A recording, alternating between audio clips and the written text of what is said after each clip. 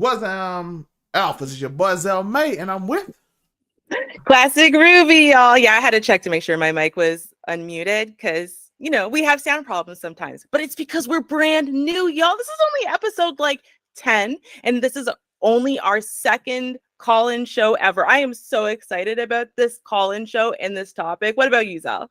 I'm excited. We got a lot of news to cover, and I brought Florida stories. We got all kind of stories. Gonna be a good week, and I know y'all are excited about the main You hear topic. that, nephew? Them Florida stories are always for you. Y'all, listen, our first hour is jam-packed with some really interesting stories, not the least of which includes some updates y'all are going to want to hear and some insanity from multi-billionaires, because I don't understand. We'll get into it. We'll get into it. What do we got up first, Sal? First off, we said Florida. We're going to start off with Florida. I'll kiss the guys and the beautiful women and everybody. I'll just give you a big fat kiss.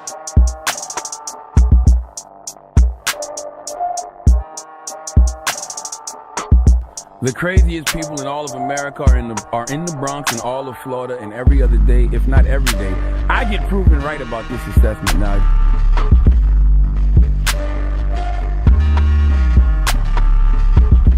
Florida is crazy.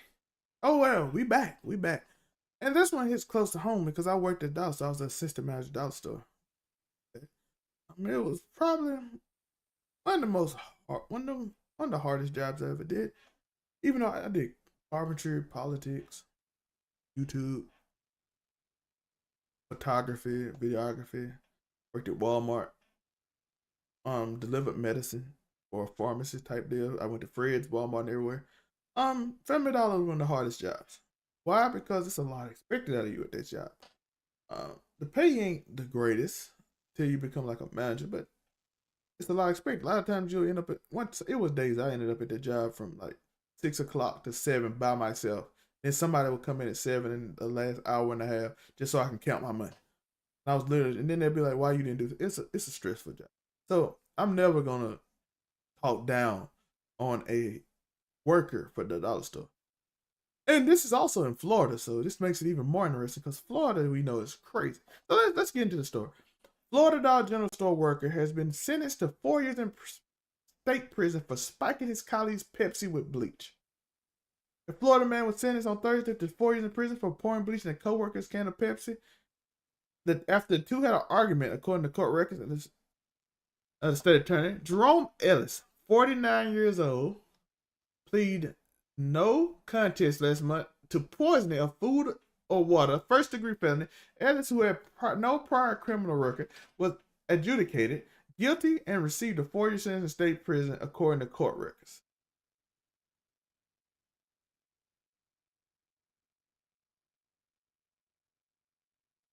Florida crazy, y'all. Let's give us some more information. The state attorney office of the 7th district tweeted Thursday that Jerome Ellis was sentenced for poisoning of food and water. Ellis, 49, pleaded no contest, of course, as we just spoke about. The janitor, he was a janitor, who worked at Dollar General Store in D-Land, was originally arrested in October 2022 in 2 counts of poisoning and intent to kill or injure with tampering evidence. According to charging affidavit obtained by the Post, New York Post, shout out to New York Post, at the time, Volusia County Sheriff Department responded to the Dollar Store on October 24th for a report of possible poison. A worker there told the cop that he and Ellis had gotten into an argument the day before. He believed that Ellis had a grudge against him. Wonder what the grudge was. This is Ellis. The complaint said that he left an open Pepsi can at the counter during a bathroom break, and when he returned, he took and said he noticed the soda tasted and smelled like bleach. The worker told deputies that he panicked and called 911. Then he told his manager about what happened and secured the soda can in the back room. When the victim reviewed the surveillance video from the store, he claimed it showed Ellis pouring bleach into his Pepsi. During an interview with deputies, Ellis denied arguing with his coworker and claimed that he had spilled some cleaning solution on the counter. When deputies reviewed the surveillance footage, they said it showed Ellis pouring the bleach in the vicinity of his coworker, then wiping it with his paper towel. Jerome went back a few minutes later and leans over the can, appearing to spit into it. According to the affidavit, Jerome once again proceeded to grab the can and wipe it down one more time. He made sure he got it. After the deputy told us about the video, urging him to be honest with them, the 49-year-old allegedly admitted to putting some of the bleach around the rim and said to get back at his colleague for being difficult to work with. Listen, being difficult to work with is something completely different. This is sick. This is crazy. Listen, I always learn from my parents. Shout out to mom. Shout out to my mama, Shirley. I love Shirley. But she always taught me one thing: do not leave open drinks anywhere, because people will date, drug you. They will try to do things to you. Men, women, they all will do it to you. Everybody will do it. Don't leave open containers around no one. This man left his open container. His co-worker didn't like him. He might not even know he didn't like him. But he made sure to let him know afterwards. Let me know y'all thoughts. This is insane. I can subscribe all that. I'll be that news. Florida is crazy and they out here. Don't leave open container drinks around people, bro. I'm begging you. I love y'all. Be safe. I'm teaching y'all. I'll be that teaching lessons. Florida, get out. Get out. Disney World getting out. Ain't no reason for y'all to live no more. Unless you're an old person living on the beach with DJ Khaled and them. Just get out. It ain't worth it. It ain't worth it.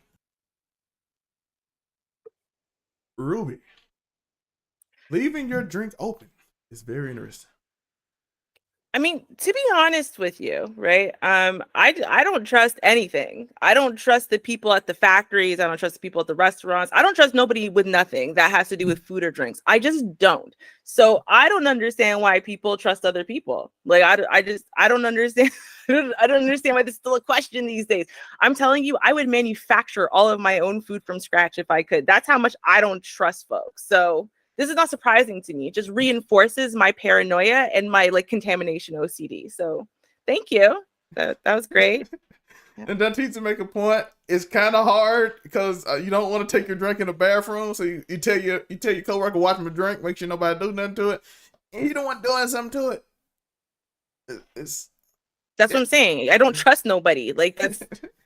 Dude, this is where I'm going to teach y'all something. It's called the seal. It's a very important skill, life skill you must have. And what you do is you put your seal in place at the start of you walking out of your house. And then that way you don't ever have to go to the bathroom, and then you never have to abandon your drink. So you're fine. That's what it is. I don't break the seal. I'm telling you, the seal has gotten me through a lot of rough days. I'm just saying, y'all need to work on y'all's seal. That's what it is. Sorry. Teaching y'all this. Shout out to Ruby. Yeah. I know. Listen, we all know Ruby is incredibly odd. So you know what? Listen, let me do my first story, because my first story is going to make me look like almost like a normal person. Like I care about normal things. Let's do that.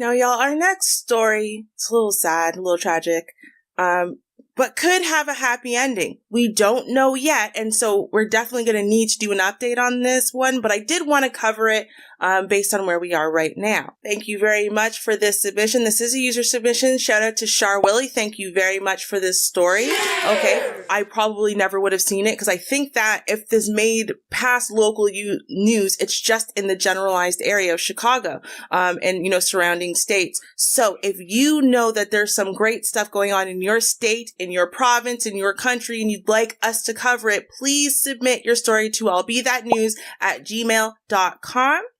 Thank you very much, y'all. Now let's take a look at this story. Good evening. New at 10, a possible breakthrough in the missing persons case of the Bradley sisters, last seen in their Bronzeville home in 2001. Tonight, a woman in Texas claims to be Diamond Bradley, who was just 3 years old when she disappeared. CBS 2's Jermont Terry spoke to the Bradley sisters' great aunt, who is hopeful tonight. Jermont. Erica, tonight the Bradley family tells us that the woman claiming to be Diamond did take a DNA test, and that will ultimately determine if she is who she claims to be. Now, the girl's great aunt says that they've been down this road many times before, but there is something different about this new claim. In July 2001, Chicago police searched rail crossings, hundreds of abandoned buildings, and Guys, I want to point out for the record, I mean, and this family has gone through some really close calls. And you know what? You can look at it from two sides. Number one, the people who are doing these scams are scum buckets, and they are. They're often like the dregs of society, but they're the dregs of society who were raised with nobody and nothing often. And so they see a solution to a problem for themselves, and that they think is like mutually beneficial, but like the way a parasite would see mutual beneficial, right? So the way they see it is, well, you're missing a kid. I'm a kid, right? I'll give you a kid and you give me the family that I need. You know, I'll give you love and affection and, you know, a feeling that you got your kid back, and you'll give me the finances and opportunities that I've missed out on my whole life. Right. And so that's what you see a lot of times, right? Now there's an added factor where, because you have social media and stuff, that people do come out just to get the clout and attention from social media because they can't differentiate between good attention and bad attention. What is different about this case, though, is in this case, this Diamond Bradley person was wanting, not just willing, but wanting to show up, not just at a police station, but even willing to go into the FBI and to get swabbed and tested and fingerprinted in the whole nine. And all of the other people that showed up were not. And more importantly is, generally scammers try to put that off as long as possible, try to get as much benefit or emotional attachment as possible. She wanted this Diamond Bradley, you know, she wanted to be tested immediately, which would suggest that she doesn't know for sure. Obviously, she would have been 3 years old. If it's her, she would have been like 3 years old when she went missing, and a lot's happened since then. And of course, they deconditioned these kids and whatever. But she wanted to know right away, which is a good sign, to be fair. But I don't know. Let's take a look. Alleyways for Tianda and Diamond Bradley. The Bradley girls vanished out of their mother's third-floor apartment near 35th and Cottage Grove after being left alone. It was the largest search effort in Chicago's history, yet 10-year-old Tianda and 3-year-old Diamond were never found. I got to see in this video, I'm looking at this video like, what is this? The girl's great-aunt, Shalia Bradley Smith, is speaking of a 20-second TikTok video. This is Diamond Bradley. Can I see your score? Where someone in Texas was claiming she was Diamond, the youngest of the Bradley sisters. When the woman contacted the aunt, there was hesitation. Look, I'm not the police. Call the police. Over the years, listen to how many people have claimed to be the girls. We've had about 12, but easily dismissible. But the young lady making this claim did something no one else has ever done in nearly 22 years. I've never known or experienced somebody so eager to tear down the doors of the FBI to prove who they are. So that gives me a different dynamic of hope. Shalea says Chicago FBI agents contacted her and informed her they took a DNA test and fingerprints from the woman. The DNA shall tell the truth. The young lady told the aunt she can't recall much, including the whereabouts of the oldest sister, Tianda. She said, well, I kind of remember her, but I remember we were in a car. Then one day I woke up once they got us to the place where we were or wherever we was living. She said, I'd never seen her again. As the family waits for DNA results, the aunt is comforted knowing Chicago waits just as anxiously to bring the Bradley sisters home. Especially Chicago has embraced these girls and they have not forgotten. And I thank everybody.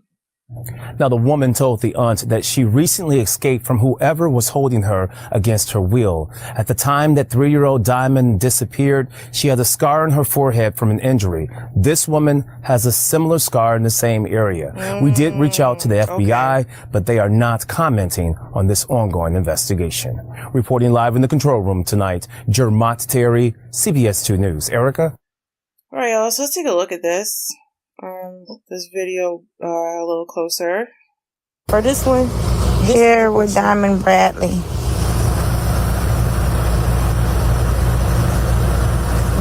And that's me. This is Diamond Bradley. Can I see your scar? She still have that scar. Here with Diamond Bradley.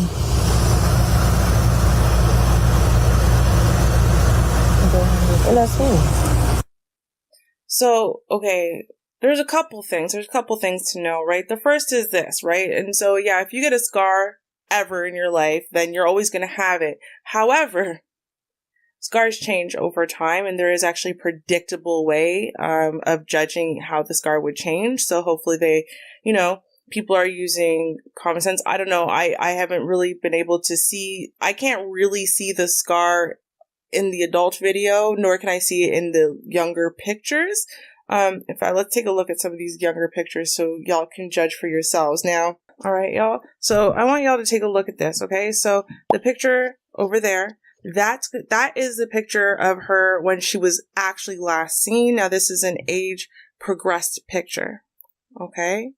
So they don't know that that's exactly what she does or would look like, right? But they're saying this is an age, that this is what they would predict she'd look like. And because this one is age progressed to 23 right here.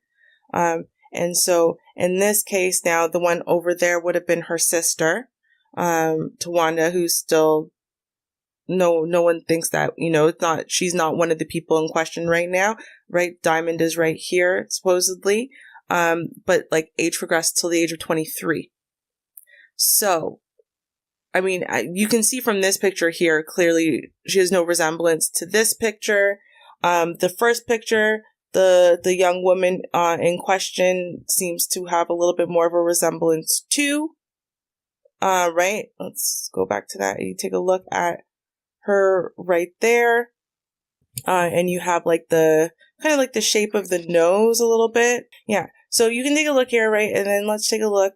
You can kind of see, I feel like maybe that younger age progression has a better resemblance to her face. Of course, they put a lot of weight on her face, like as far as like, she would be, say, chunkier in all the age progressions, whereas obviously this young lady is not chunky at all. So that is changing the look.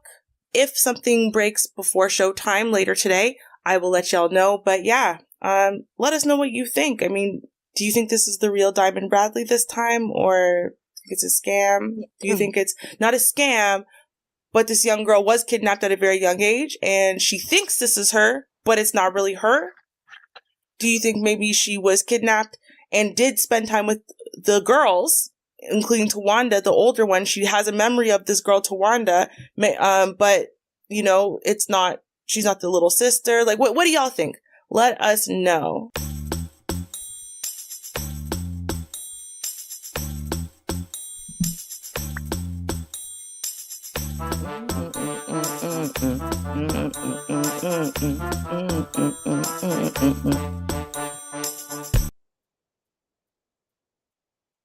Yeah, and so just to give you guys a quick update before I ask Zell his opinion, because remember they said at the start of this, when this woman, like, she didn't go directly to the family, she actually went to the police, right? And so they said that testing would be done by like yesterday. There's still no testing done today. We have an update from the FBI. They're saying they're going to expedite the testing. I'm finding it, and everyone's finding it a little bit weird, which suggests to me that it's not an outright no.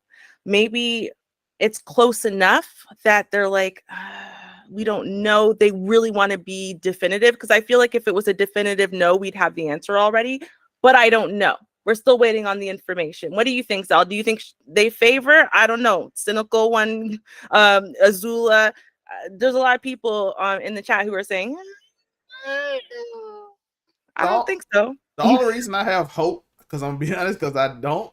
The only reason I have hope is that you could say that because she was gone and weight loss and everything, that it could be different, what you said in the video. So that's the only thing I have, but it's a lot of little bitty things that I tend to see when you're young that don't change, that changed, and I'm like, that's interesting.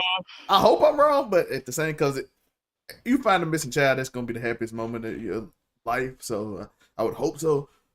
But the chatness said the eyes look different, the nose look different, like that tends not to change. The thing I would like to see mostly is how your parents look, because Cause maybe you switch. Cause sometimes you look like your mom when you're early, and you look like your dad when you're older. So maybe it's switched up, and your That's genetics true. is switched up. So I would have to see that more so than anything. Just to be honest. That's true, because she was so young, right? I mean, she was 3 years old, right? And I looked like my paternal side of my family very strongly looked nothing like my mother, and now I look everything like my mother, nothing like my paternal side.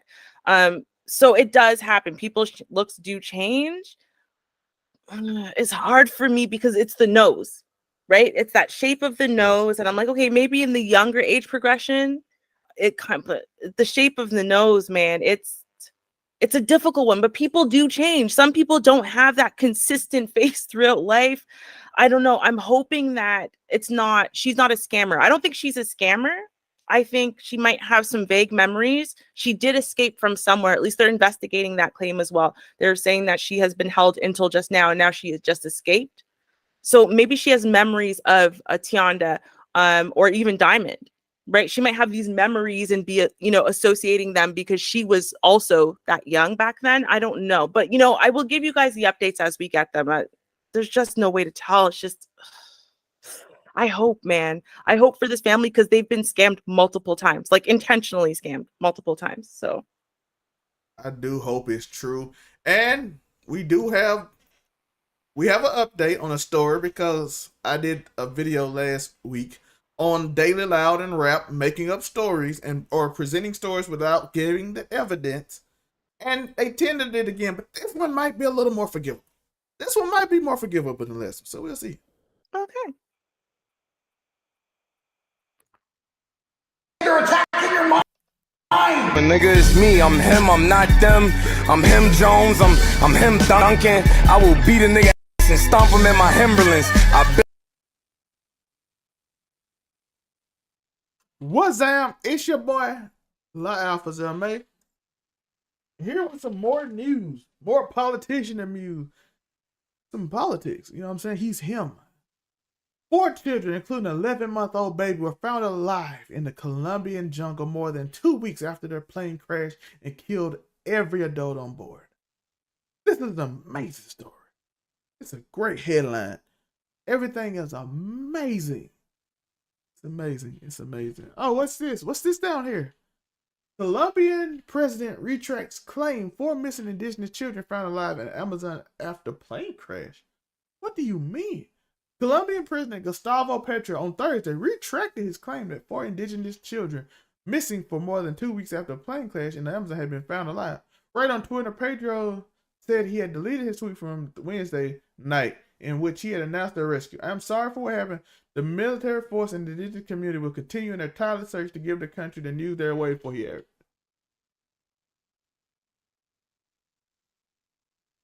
Again, Daily Loud writing a report quickly.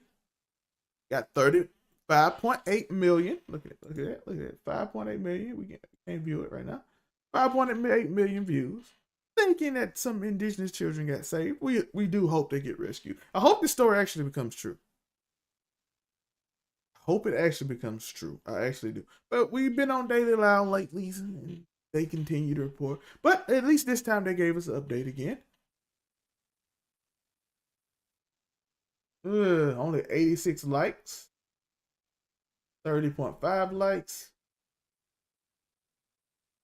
I don't know if this one is hitting the same. More people are misinformed versus informed. Again, listen, I might not know what the Colombian president is going through right now. Let me take these off. I don't know. He might have received information that he thought. Maybe he read a report or a paper.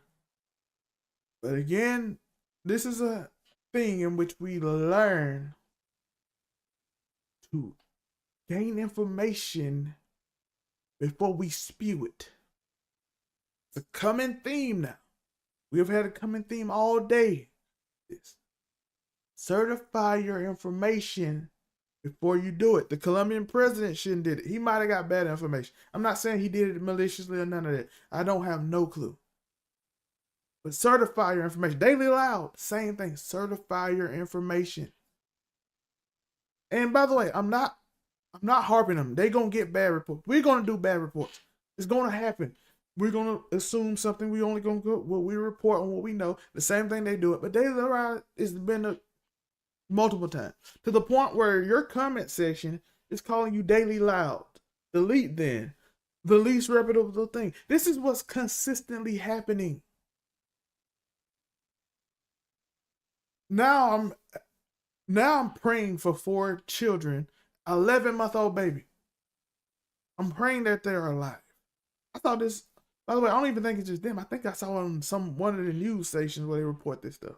Why? Because the Colombian president said it. I do want to bring awareness that this plane crash. I do want to pray. I hope they are found. I hope everything is good. So I do want to bring, this story is not just about that. It's about bringing awareness that a plane crashed and bad things can happen.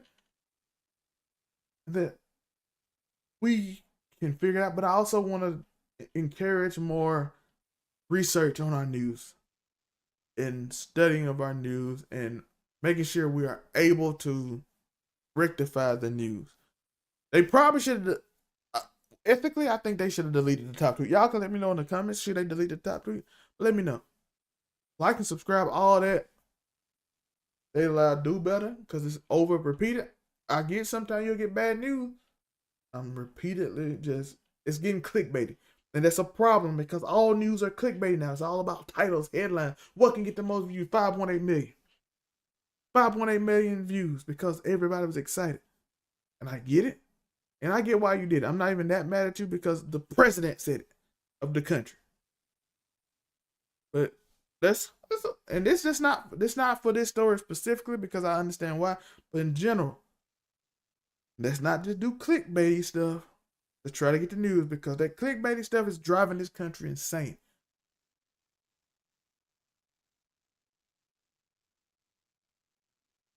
The clickbaity stuff is driving the country insane. I do want to thank Gray Pill and all the people that came over. Just thank you. I do want to do that. I didn't get a chance to last time because right when I started the video, I did. Then I saw it. I see Ruby said in the chat. But yes, as Dunteezy said, classic case of how drama fuels views. True. And this is an important case too because people's lives are at stake. We're hoping we find these children. Ruby, your thought? I don't think people care anymore. To be honest with you, I don't think that, I mean, I think things are so firmly rooted in identity politics these days that anything that's not furthering someone's cause or viewpoint, people don't care. They're not invested. As long as it has nothing to do with them, right? Like, I mean, if it was your kids, you'd care, right? If it was your life, you'd care. But if it's like other people, it used to be like we didn't care about other countries. Right. But like now it's like we don't care if it happened in our own city, as long as it's not like our people. It doesn't directly impact us. And, you know, we just look at it like, oh, wait, can this help my narrative? Because if it can help my narrative as a conservative, liberal, red pillar, you know, whatever it is that I identify as, then, oh, well, I care. Other than that, couldn't care less. And trust me, like my next story, it 100% illustrates that point. 100%. Let's go watch it. Let's go see what the narrative is being driven. Alrighty then.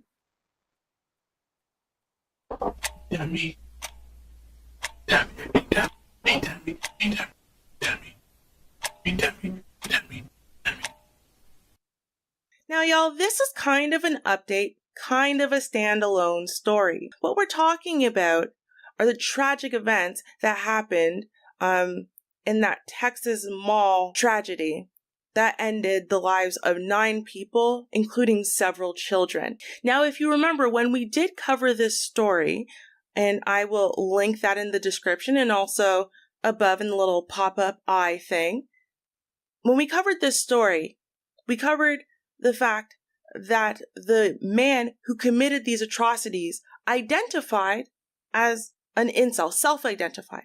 And that would be an involuntarily celibate person. This is someone who would like to be engaging in sexual dynamics with women, but unfortunately is not able to because he can't, in essence, get a woman to say yes. And so they often feel emasculated, often feel rejected by society, and then they gravitate to find like minds. And they can gravitate to some pretty disparate messages.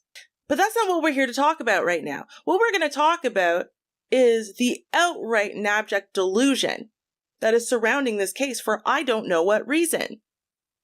Because despite this man, not just self-identifying as an incel, not just writing out countless things on this Russian website that was discovered and 100% connected to him, right? But he also made sure to carve neo-Nazi, i.e., I'm a racist, symbols into his body. Despite that, despite his obvious internet activity, we don't really know what his motivations were, or what his leanings ideologically were. That's where they really wanted to stick with this. And at the time I told you guys, listen, it's because he was identified as having watched people like Tim Pool, right? Or Just Pearly things, the red pill spaces, and the conservative spaces. And so they didn't want to attach themselves to yet another atrocity. But this takes the cake, y'all. There's a difference between your original kind of this just happened response. You're responding before any information comes in. What the right normally does is they respond right away before we have any information, right? Before anything's confirmed. And then once things are confirmed, they just stop talking about it and just pretend it just went away because they understand that the facts are against them. But not Elon Musk. No, ma'am. No, sir. Now we are about to listen live, okay, to Elon Musk's opinion. And for the record, his opinion is that there was absolutely no proof that this Texas mall shooter with the swastika tattoo was a neo-Nazi. There's no proof at all, okay? None. In fact, he's basically saying it's a bunch of psyops going on here. All right, y'all, let's take a look and listen to this ridiculousness. Elon, you tweeted this thing about George Soros. Well, I'm looking for it quoted properly, but I mean, you know what you wrote, but you basically... It reminds me of Magneto. It's just like, calm down, people. This is not like made a federal case out of it. You also, you said he wants to erode the very fabric of civilization, and Soros hates humanity. Like, when you do something like that, do you I think that's true. That's my opinion. Okay, but why share it? Why share it? Especially, why share it when people who buy Teslas may not agree with you, advertisers on Twitter may not agree with you? Why not just say, hey, I think this. You can tell me, we can talk about it over there, you can tell your friends, but why share it widely?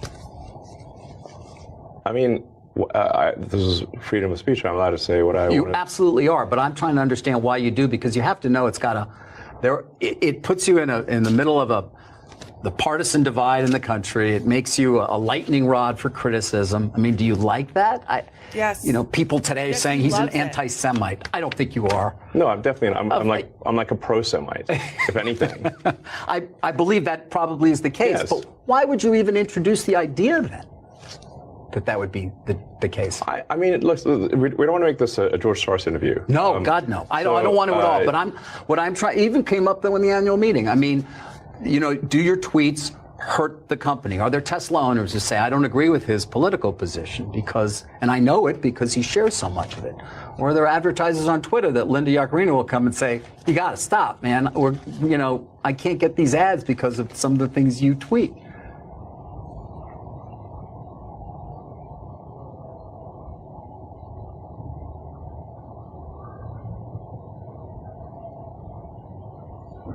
I'm reminded of... That was a long pause, bro. That was a long pause. There's a scene in The Princess Bride. Great movie. Great movie. Where he confronts the person who killed his father. And he says,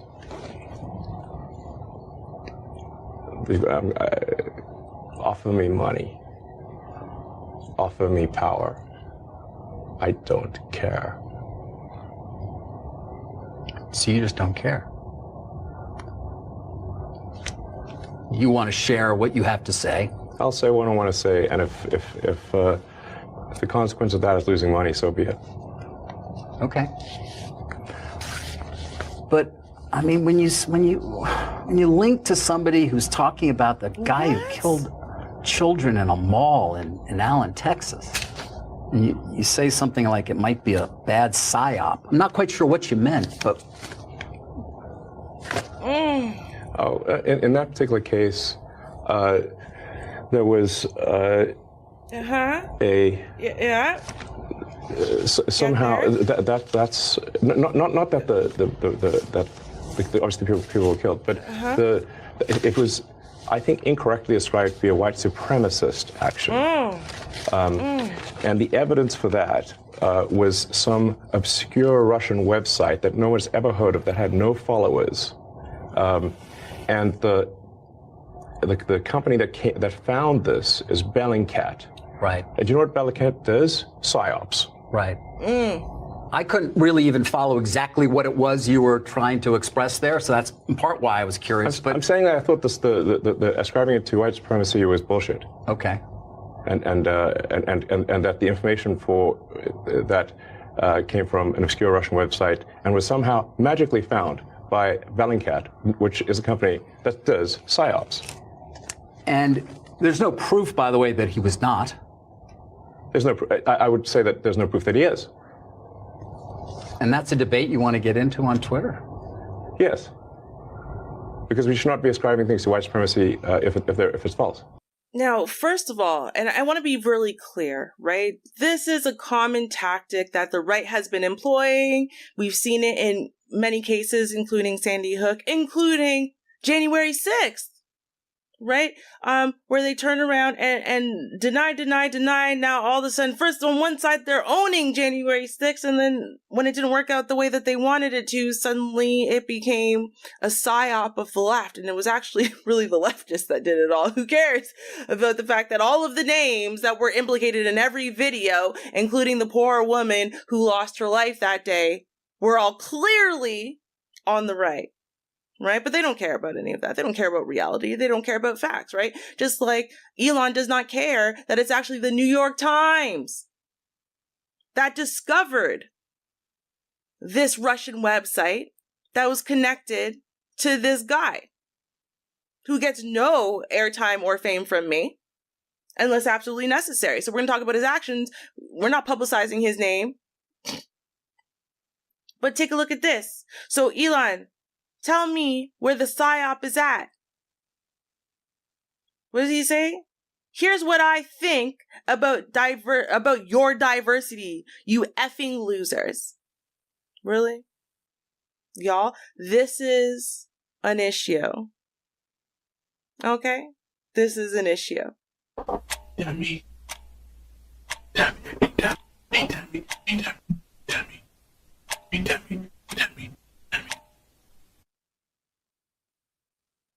I mean, could it be more blatant? The man sat there and denied the fact that a very reputable source, right, i.e. the New York Times is the one who actually made this connection, did this research, fact-checked, double-checked, triple-checked, right? No, we're just, okay. Like, it's I find this amazing. I find it absolutely amazing. People just believe whatever they want to believe. Like, who cares about what the facts support? Who cares what the data supports? I'm just going to believe what I feel like believing. What do you think, so? I did in the last videos, so I'm not doing it again. George Soros. It just hits the algorithm for him. You know what I'm saying? We're going to get a bunch of influx of those. It's just an instantly thing. If something happens that they don't like, just say George Soros. They know he's never going to do an interview. He did one interview in 30 years. He's the easiest person to blame. You blame Bill Gates, he'll just come out and say I didn't do it and show proof of it. He didn't do it. George Soros won't never come out. So it's easy just to say his name. Republicans have claimed on Congress that he did things. He funding Antifa, a terrorist organization.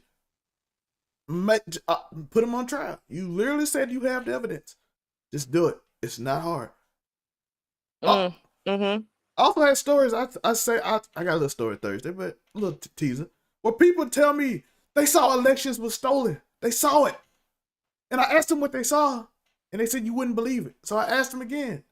You'll hear this again. And then they couldn't tell me because they just made it up. They said somebody moved ballots in boxes into a room. I didn't put this in the story, but they said somebody moved boxes into a room after they counted them. I'm like, that's what they're supposed to do.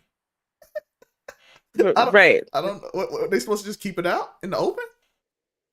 Dude, their own leading bobblehead confirmed that it was all batshit, right? I mean, let's be real. We know that they're leaders. The leaders for Fox News and for right-wing media news think it was all bull, think Trump was insane, don't think that the elections were stolen. They know it's all propaganda and BS. Now, I don't think Elon, though, Elon's not part of that ilk. He's not. Trump was just manipulating people. He don't care about nothing but Trump.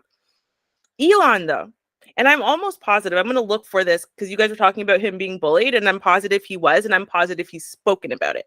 And so I'm going to find that information because I think that's exactly what it is. He was just this bullied loser, and he built up in his mind, like, I can't wait till I can become that kid over there. And I think that that's all that this is. He's just he's role playing that kid over there, and he doesn't care because he's not smart, right? It's not like he knows anything. It's not like he's actually talented or any of the things. He's just powerful enough that he can get away his dad with I bet his dad put a smart dude around him and say that business is gonna succeed right there.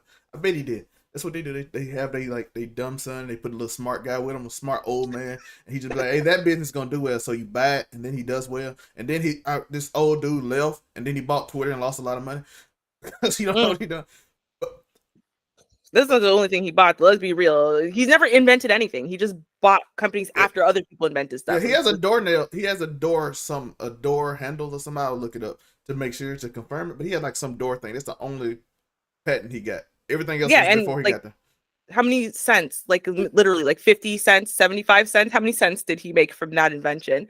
So guys, just as an update, just so people know, okay, because this is a little different than our full show on Thursdays, which is all news, right?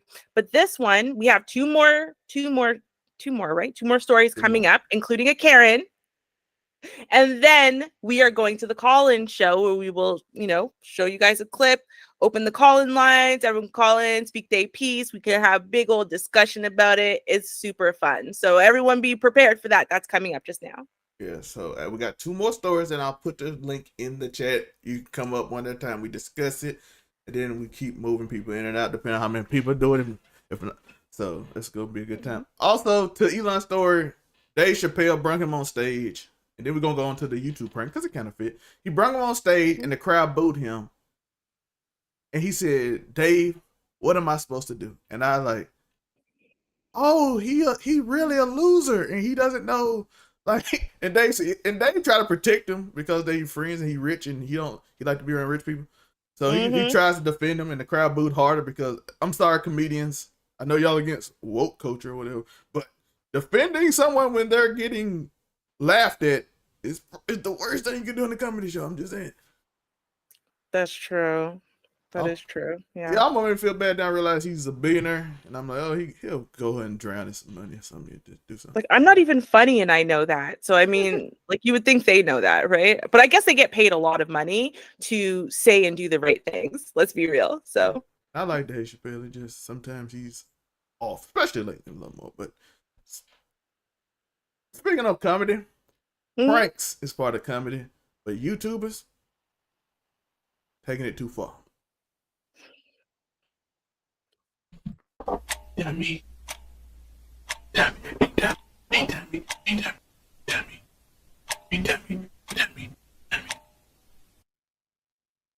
Listen. I'm all here for the pranks. I'm all here for laughs. I love comedy. I like. You can get a little dark. Make a little dark joke, right? I like my friends to get a little scary with their jokes. Borderline offensive. How long you don't go over the limit? You ought to know your limit. As long as you don't try to offend me. But if you want to, you got to get it off. I feel you. I even feel pranks. Give me a good prank, right? Take something to me and I feel funny or something. Let me run out the room panicking. I get it, a good laugh. But these YouTube pranks has gotten insane. And deadly. Let's go watch. Come on, man. Burning your car down, bro. Fuck your car, man. Over. All of this. Yeah. Uh-huh. Now, I pulled my gun on you because you threatened to throw oil on me.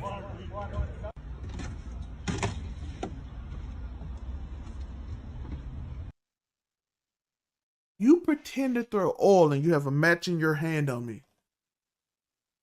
If I pull out my gun and shoot you, all of a sudden I'm the bad guy, right?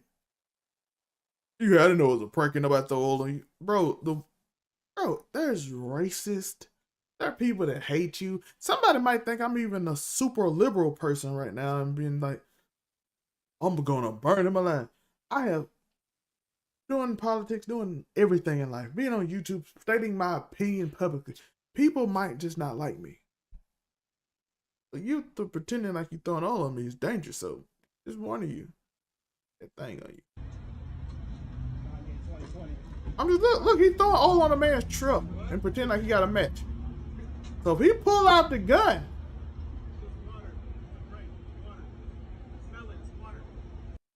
now I don't know. I'm not gonna show the real stuff because you know what he got, so I ain't gonna show too much. But he pull out that thing. I want you to understand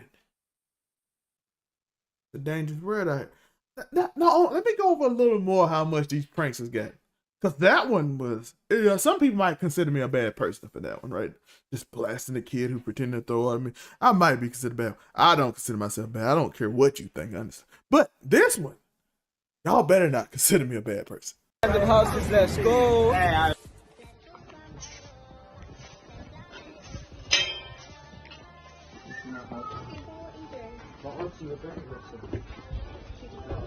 James?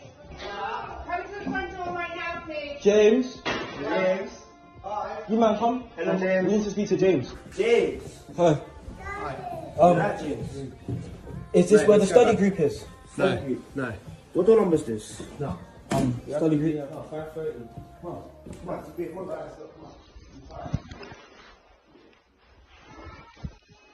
Wait, this is not where the study group is? Got kids, man. Oh, you got kids? Oh, sorry. Oh, I thought this was the study group. I actually thought. And this is the study group. What TikTokers walking into strangers' house are risking their life for clout in new challenge. This might be the dumbest TikTok challenge. A group of clout-seeking TikTokers are being exonerated online after filming themselves illegally entering a private property in London for TikTok likes, with many critics daring them to do the same stunt with them. Listen, I want you to understand. They might can get away with the UK because they might have to do something. In America, you get shot. A bunch of random teenagers going into people's houses is dangerous. I don't know if you're trying to rob me. I don't know nothing you do. This one ain't no one can defend. You're going into my private property, not public. The other one you was threatening, I don't know what your intention is. You will be handled. You run up in my house, you'll be handled. I pray for you. Pray for your soul. Hope you go to heaven. I pray that your mom and dad be at peace. I don't feel bad for them. They should have raised you better. My parents tell me don't run up on strangers on the street. So I know not to run to somebody's house. But you should have raised your kids better. Because what's going to happen to them is going to be bad. All for some TikTok likes. Listen, clout is a drug and that y'all should not take. Clout is worse than cocaine now. It's worse than every drug you can take because you're running into people's houses. Your life is instantly in danger. I'm not advocating for anything to happen to these kids, but life is life and things happen. Bad things happen. And I'm not rooting for them, so I hope you learn this lesson. I hope a kid is listening to this right now and like, I'll never do that. Mr. Zell Mate told me this is the dangerous thing to do. I just want y'all to be aware it's happening too, just in case you might be ready to kick me. You might hesitate. Maybe I can save a life, but I'm not. If you shoot him, I'm not mad at you. I might even get. I'm like I said, I've been getting canceled lately. I don't care. This is the truth. Somebody needs to say the truth, and the truth needs to be heard. This is dangerous. Let me know y'all thoughts. Running to people's houses, pretending to throw gasoline with a match at people's cars and on them. These pranks are going way too far. I even missed the guy who just stole groceries. That's a lot safer. I have less of a problem with that, even though I'm in a line. I'm upset. Stealing luggage. Listen, all these are stupid. It's not even funny. It's not entertaining. Like and subscribe, hit the notification bell, all that. Ruby, Zell, I think it's hilarious how Zell refers to himself in the third person at the end of videos, like Ruby, Zell, back to you. Like it's like what?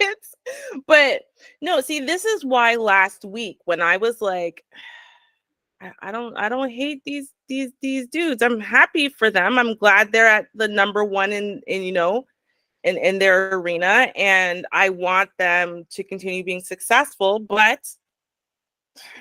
and this is why, because if they're not directly doing the behavior, and I know Kai certainly has, then they are encouraging it in others. They're reviewing it and applauding it and whatever. They're still part of that culture. And that culture requires you to keep one-upping yourself. So yeah, of course they're walking into folks' houses and stuff. Of course they are. And then you know what's going to happen next? Like you said, they're going to walk into the wrong person's house, right? And we talked about this. Well, y'all will see it because I cut it short for the live show.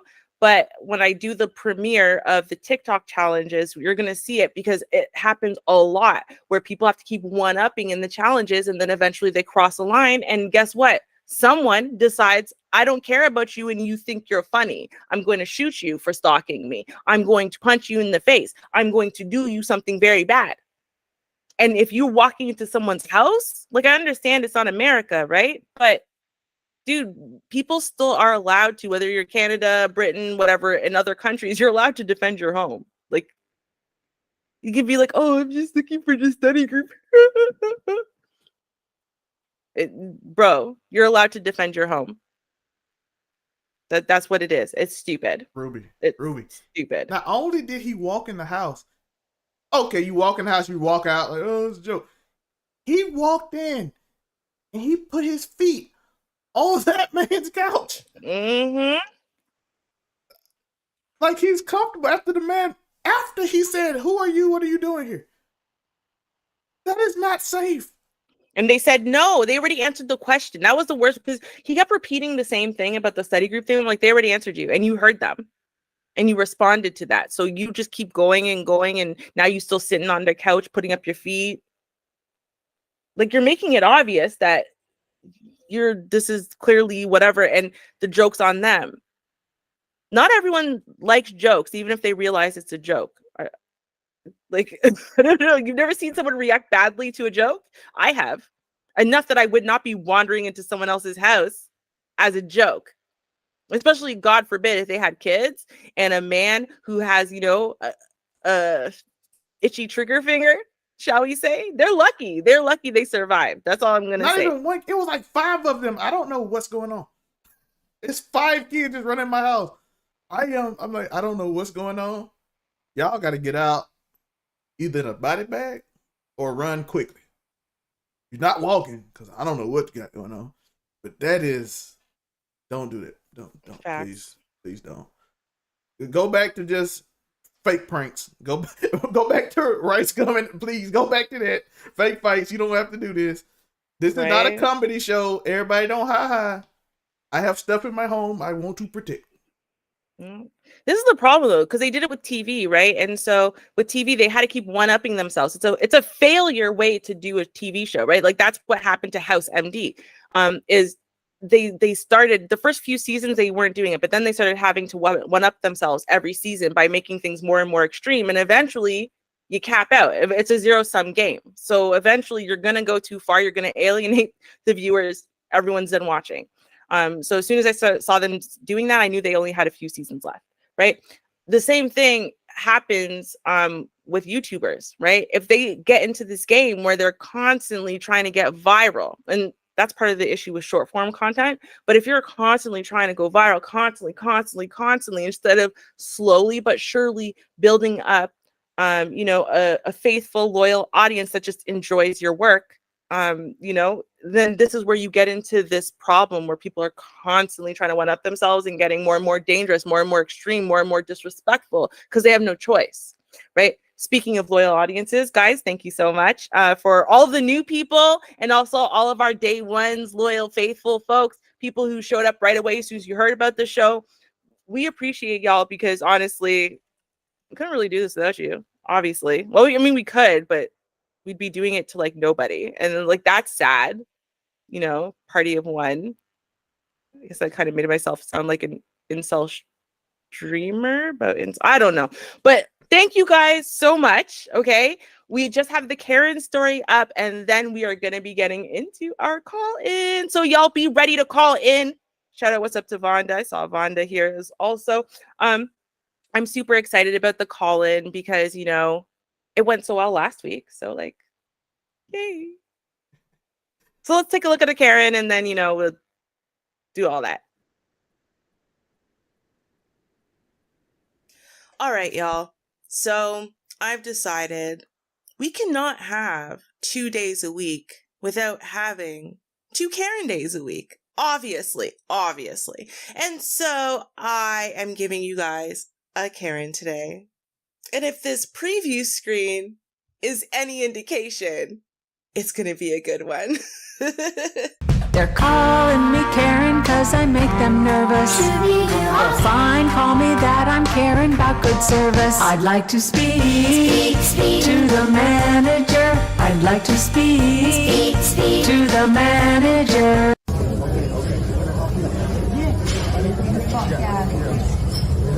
Shut up, big guy.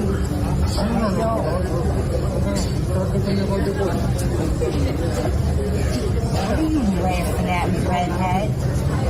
Damn. Excuse me?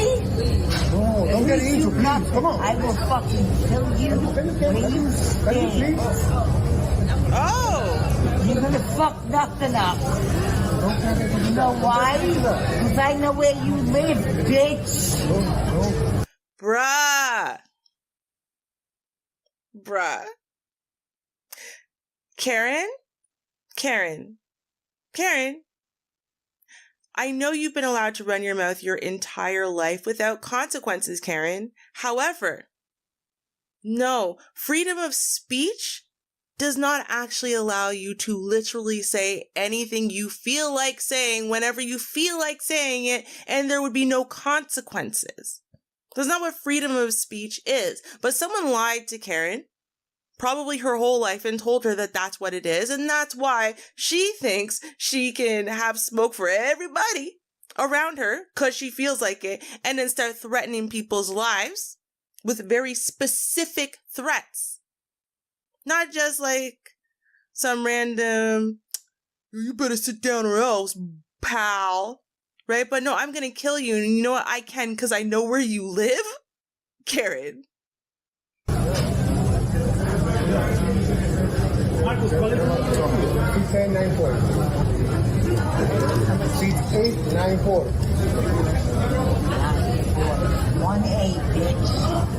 Put me on this fucking plane and get me out of this fucking north. Fucking crap shit. It's fucking horrible. Oh? How you doing? Oh? What's going on? What happened? Okay, you didn't throw anything at anybody or? Nope. Yeah, that's not what I asked you. You heard when I asked you. See?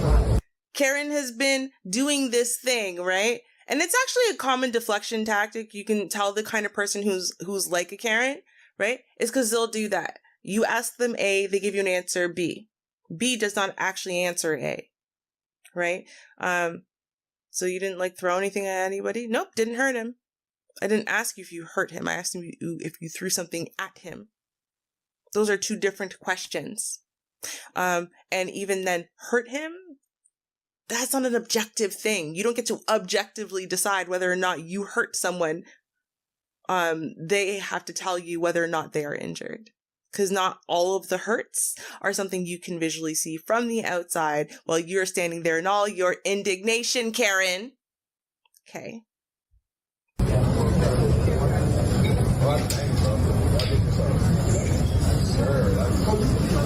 I look at Karen, think she's illin'. I like, yo, she's smiling and that. She thinks she illin'. She thinks she illin'.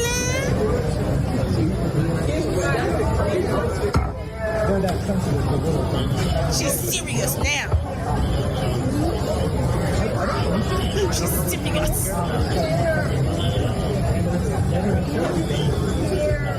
It's not for you guys, but hey, she's so serious. Oh, you both? I appreciate the compliment, but hey, just so you're aware, ma'am. My man. I have an ambulance coming for you. Okay. What happened, Karen? Y'all remember this from Victoria's Secret, Karen, right? When every other tactic doesn't work, then it's revert back to being 3 years old, because this is the first time you got your way in life, and start screaming and yelling and throwing a tantrum and making a scene. When all else fails, revert back to being 3. That should work. That's why it doesn't matter how old they are, they all revert back. That's how you know it's a Karen, because when they stop getting their way and all else fails, all the other tactics that maybe other types of adults or dysfunctional people will try, you know it's a Karen, because when all else fails, you start hearing the tantrums. I'm not going to hurt you, just relax, okay? It's okay. She's turning herself.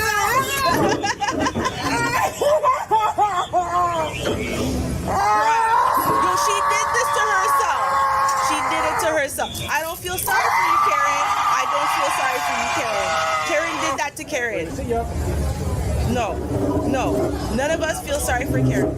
Hold on. Because y'all don't believe me. Here, watch. I'm going to show you. I'm not going to hurt you, just relax. Watch. They're not doing it. She's doing it. She did it to herself. She did it to herself. Karen, you hurt yourself. I ain't feeling sorry for you. You want these people to back up like they hurt you. They're the cops. They're not your friends. They're not your mama. They're not your husband. What do you think this is, Karen? Bro, she really thought she was doing something. She really thought she was doing something today. Listen, I can carry you or you can walk.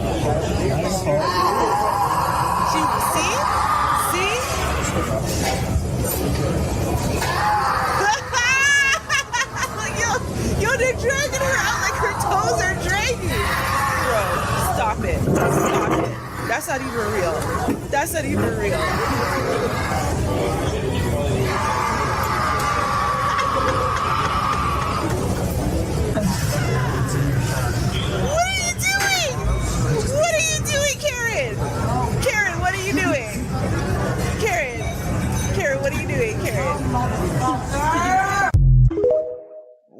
What was happening? Hold on. We need to go back. To right here. Okay? What are you doing, Karen? What is she doing?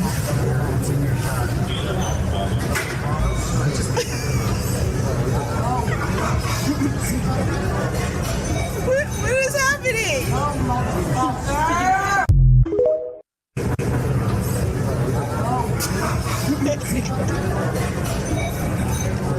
And I was going to do the Karen with news and follow-ups today. Forget all of that. This was priceless. They're calling me Karen cause I make them nervous. Well, fine, call me that, I'm Karen about good service. I'd like to speak to the manager. I'd like to speak to the manager. I'd like to speak.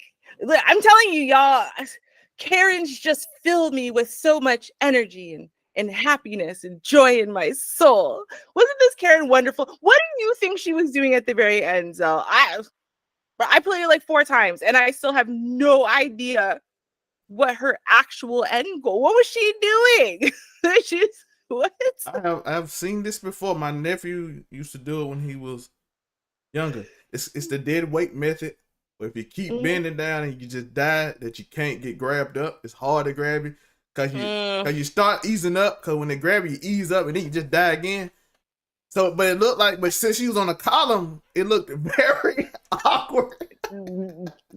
Right, because you could see it was like the moment first she did that, and then all she did was hurt herself because she face planted into her own crutches. Probably hurt her ankle too. Fine. Then she stood up. Then she realized, oh, they're really gonna take me. This screaming and yelling and tantruming isn't working, right? So then she did the dead weight thing again, right? And they just literally, she didn't even get down. They just like held her up she lifted up her feet and like she didn't move at all. I was like, dude, they were already ready for your foolishness, Karen. And then they're dragging her with her toes dragging, which was like that was like out of a comedy movie, right? But you're right. Okay, that makes sense. 'Cause I'm like, I could not figure out what she was doing at the end, but that's what it was. They were trying to get her to be an adult and like just walk and put her feet down, but she wasn't having it. So then as they were putting her own weight on her body was going down and then up and then down and then up. So then she's like grinding on. Oh my God, that is so embarrassing. And like, yo, your kids and your husband and your family and your mother-in-law, everyone you know is gonna see you behave like that in public forever. Like forever. The internet is forever. Why, Karen? Why? She literally picked up every tactic that little kids do. It's the most amazing. She fell, she screamed, no. Just yell no. That's what all of them do. All the kids just yell no, and they fall to the ground when they don't want to do something. And she did every bit of it. I'm like, who raised you? They didn't raise you because you never grew up. Gosh, man, literally, I hope the people who raised her are still alive and come out and talk to us. Like, we've had Karens come out and their moms have come out and caped for the Karen. I want to see when your Karen is like 50 and still behaving that way, you still caping for them or what? Or do you suddenly start feeling like mad ashamed? Like, all right, maybe we went wrong with this one. You know, maybe she was daddy's little princess for a decade or 3 too long. You know what I mean? Like, I don't even know what you do at that point. Listen, that's not how adults handle themselves. I'm not gonna, even when my nephew did it, he was like 4. I walked away because I'm like, that's my sister problem. I love you, nephew, but I don't want to be around that. Imagine you being around an adult. Imagine that's your friend and y'all the thing, and she just started screaming.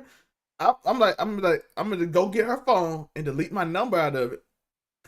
And block me from every social media. But I don't know that person.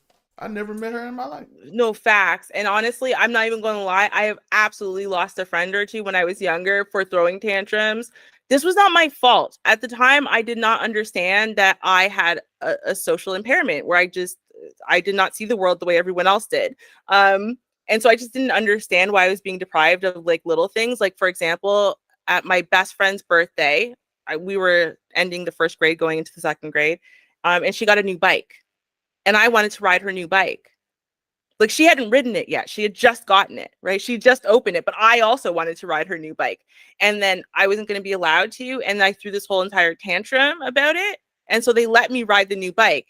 And I didn't really know how to ride the new bike. And so it had different kinds of brakes where you had to like pedal backwards. But I was so busy throwing a tantrum, I wasn't trying to listen to nobody because it sounded like they were trying to stop me from riding the new bike. And the bike was my dream. And I was getting on that bike, right? And so I get on this bike and then I start going fast and I have no idea how to stop the bike.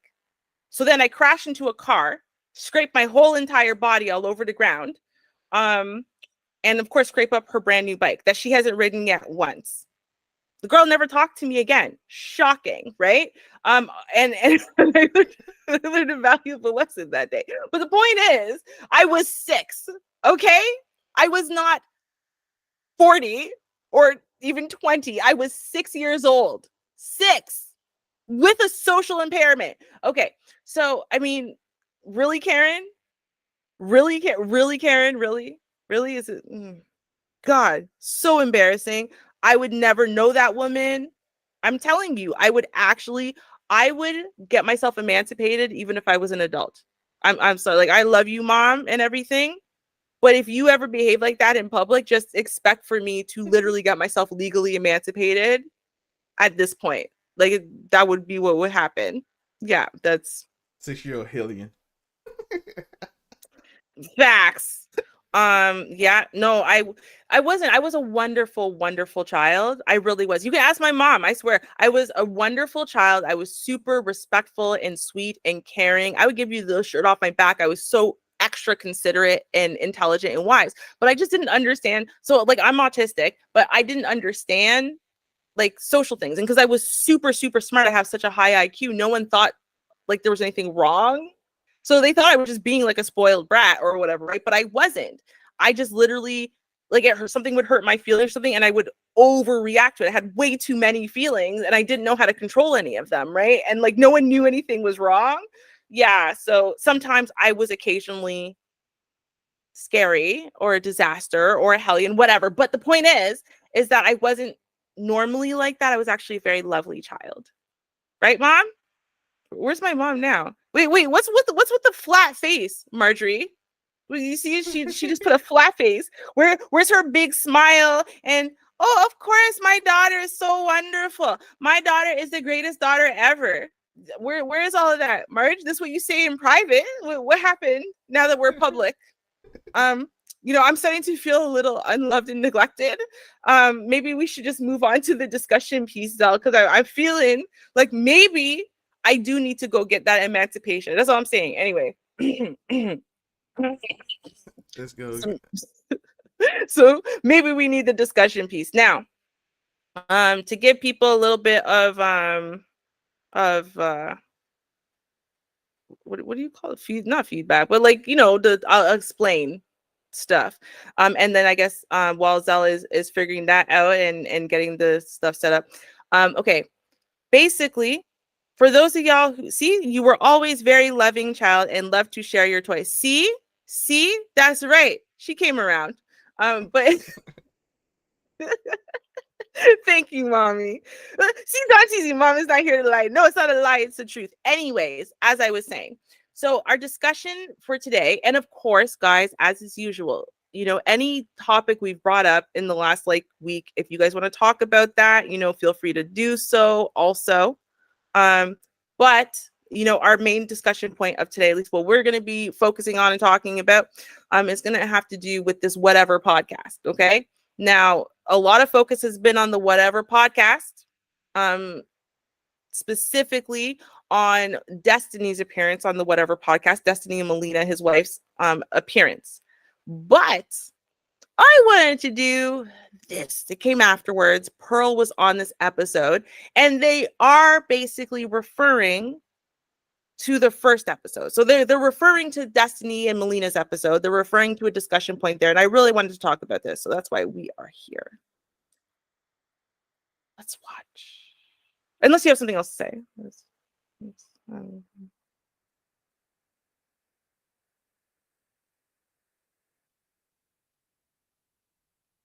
Zal, are you talking? So let's get to it. There we go. Twitch, go to twitch.tv/whatever. Drop us a Prime sub. Drop us a follow if you have one. Twitch.tv/whatever mods if you could spam in the chat.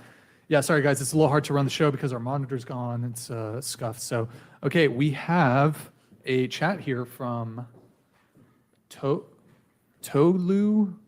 Alimi. Thank you. All right, this one's okay. Last show, a few panelists, when asked, well, I think it was one panelist, but when asked what advice they'd give to women who are physically abused in relationships, said the partner should stay in the relationship and endure.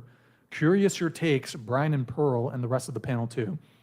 Okay, yeah, this is like went crazy viral on Twitter and a couple other places. Yeah, I saw it.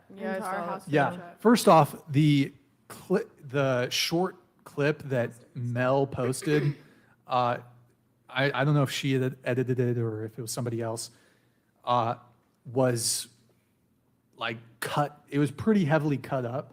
MLD was saying that you should endure. I'm not even sure if he said like, I think he was talking about in general, but like, cause she threw in, well, what should you do in divorce? And then she threw in this other stuff about abuse. I mean, point blank period. My take is if you're being abused, whether emotionally, physically, whatever it may be, but your question is physically abused, like get out, like end the relationship, get divorced, like don't stay. However, they decided to like crop in like Chase, and then they cropped in Mary, and then John, and then they put, I didn't even say anything during that entire segment, and they put me in the segment, and then like people are thinking every single one of us, like they showed our face in the segment, that we co-signed on his endure statement, which is not true. If you're in an abusive relationship, like marriage, relationship, whatever. Okay, can we pause that's here? Pretty justifiable. So, because I have to address this from jump. Now, we went, okay, and we actually have that entire segment in full Okay, because he's accusing Melina and Destiny of and you know their cronies of having basically taken everyone's responses out of context and cropped it all together to make it look like something. Okay, not what happened at all. The fact that Buddy, this guy right here, I don't even know his name. I can't even believe. I think his name Brian. Is his name Brian? Okay. So the fact that Brian was sitting there the entire time and didn't say one word. He didn't say a word. He didn't agree, but he didn't disagree. He actually said nothing.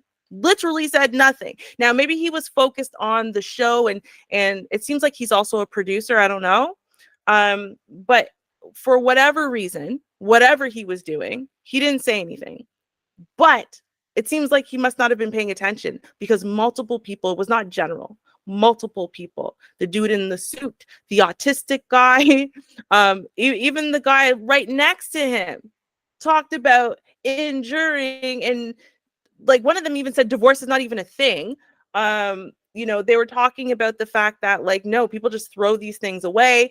The third guy who's like a Catholic, he was saying how, you know, well, this is why you should be in a church, and then the church will help you guys out through this whole beating issue. I mean, everybody was saying the same thing. Like, this was not like a case where, you know, they were taken out of context or whatever, the way this guy is trying to make it sound. No, he sat right there while three men basically told women that the only way they could be good women and not like the modern woman who just gives up on everything is to stay in an abusive relationship and endure. Okay.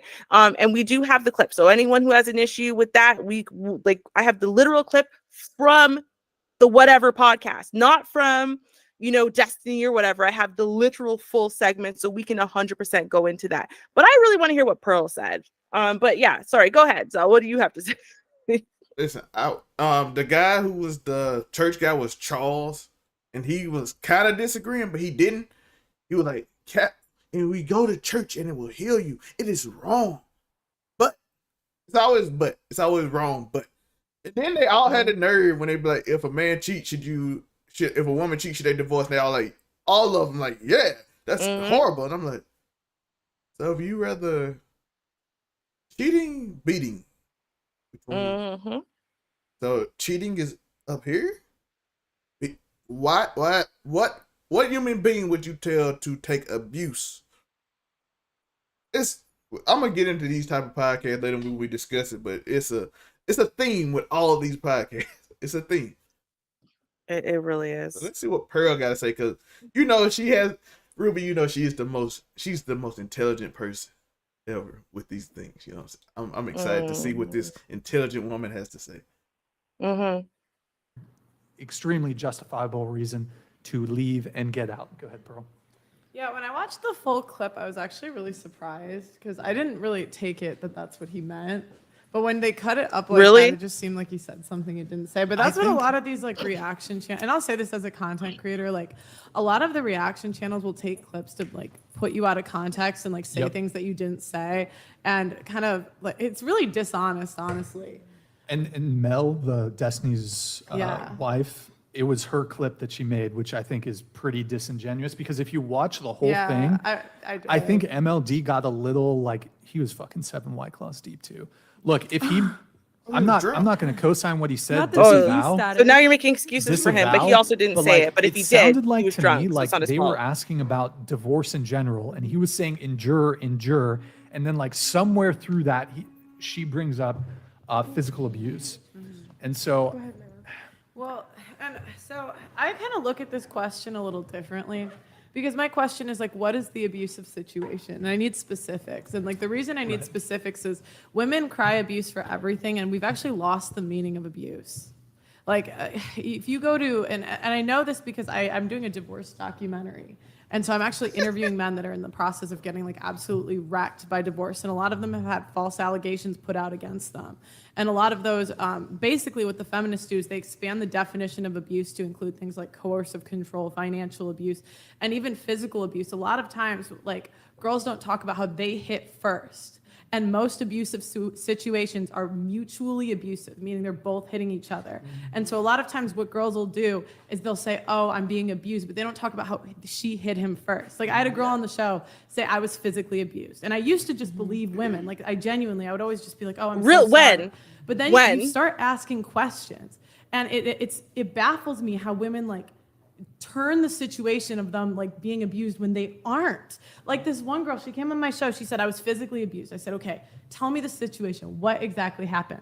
She refused to leave his house. She refused. So she's trespassing on his property, saying I'm not going to leave, and he pushes her out of the house.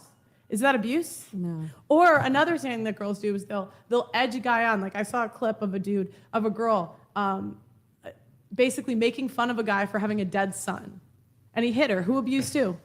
And that's like the other side of this that we don't talk about, is that a lot of times like the feminists or whatever will try to get a gotcha question because they'll say, oh, if you're in an abusive marriage. But like I know the ins and outs of this because I interview the men that are falsely accused, and this is so common. And it's so common. So, and the one thing the guy should know is if a girl says she was abused and she didn't file a police report, like that, because in family court you don't need evidence to accuse someone of abuse. You need no evidence. And in criminal court you do. So it's more like it's more likely true if it's in criminal court. If it's real abuse, yeah, I mean you should leave.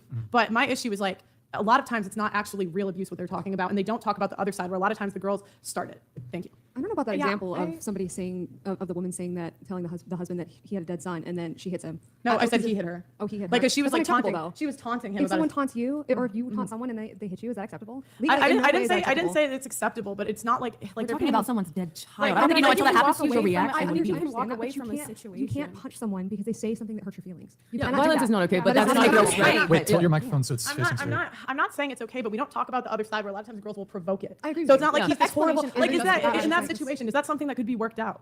I mean, like obviously that's a crazy toxic relationship, but like they'll act like, oh, the guy isn't the horrible person, he's in the wrong, he hit her, but it's like you were taunting him. And also, like a lot of times, you know what girls do? And I've read these text messages. Like I have literally like gone through these like subpoena, whatever it is when they have to get the stuff from the women. Women know that they get perks from the government if they accuse a guy of abuse. I have a very close friend. There was a girl that had in text messages, I wish he would just hit me, because if he hit her, she gets a free lawyer from the government. Where's the proof of this? Wait. What country is she? Because I don't know. I live in an area that is not prime for good behavior, and I have never heard of any woman I have ever met get any perks from getting punched in the face. I have never heard of this in my life. But I have helped many situations. I have seen bad things. I lived in the hood for a long time, and it happens a lot. Not one of them women ever got, unless you're saying that they have some special privilege or something. Maybe, Ruben, I'm gonna let you speak. Maybe Pearl is so wealthy in her 9-10 bedroom mansion that somehow if she get hit, she get richer. It's like a magic trick. Probably.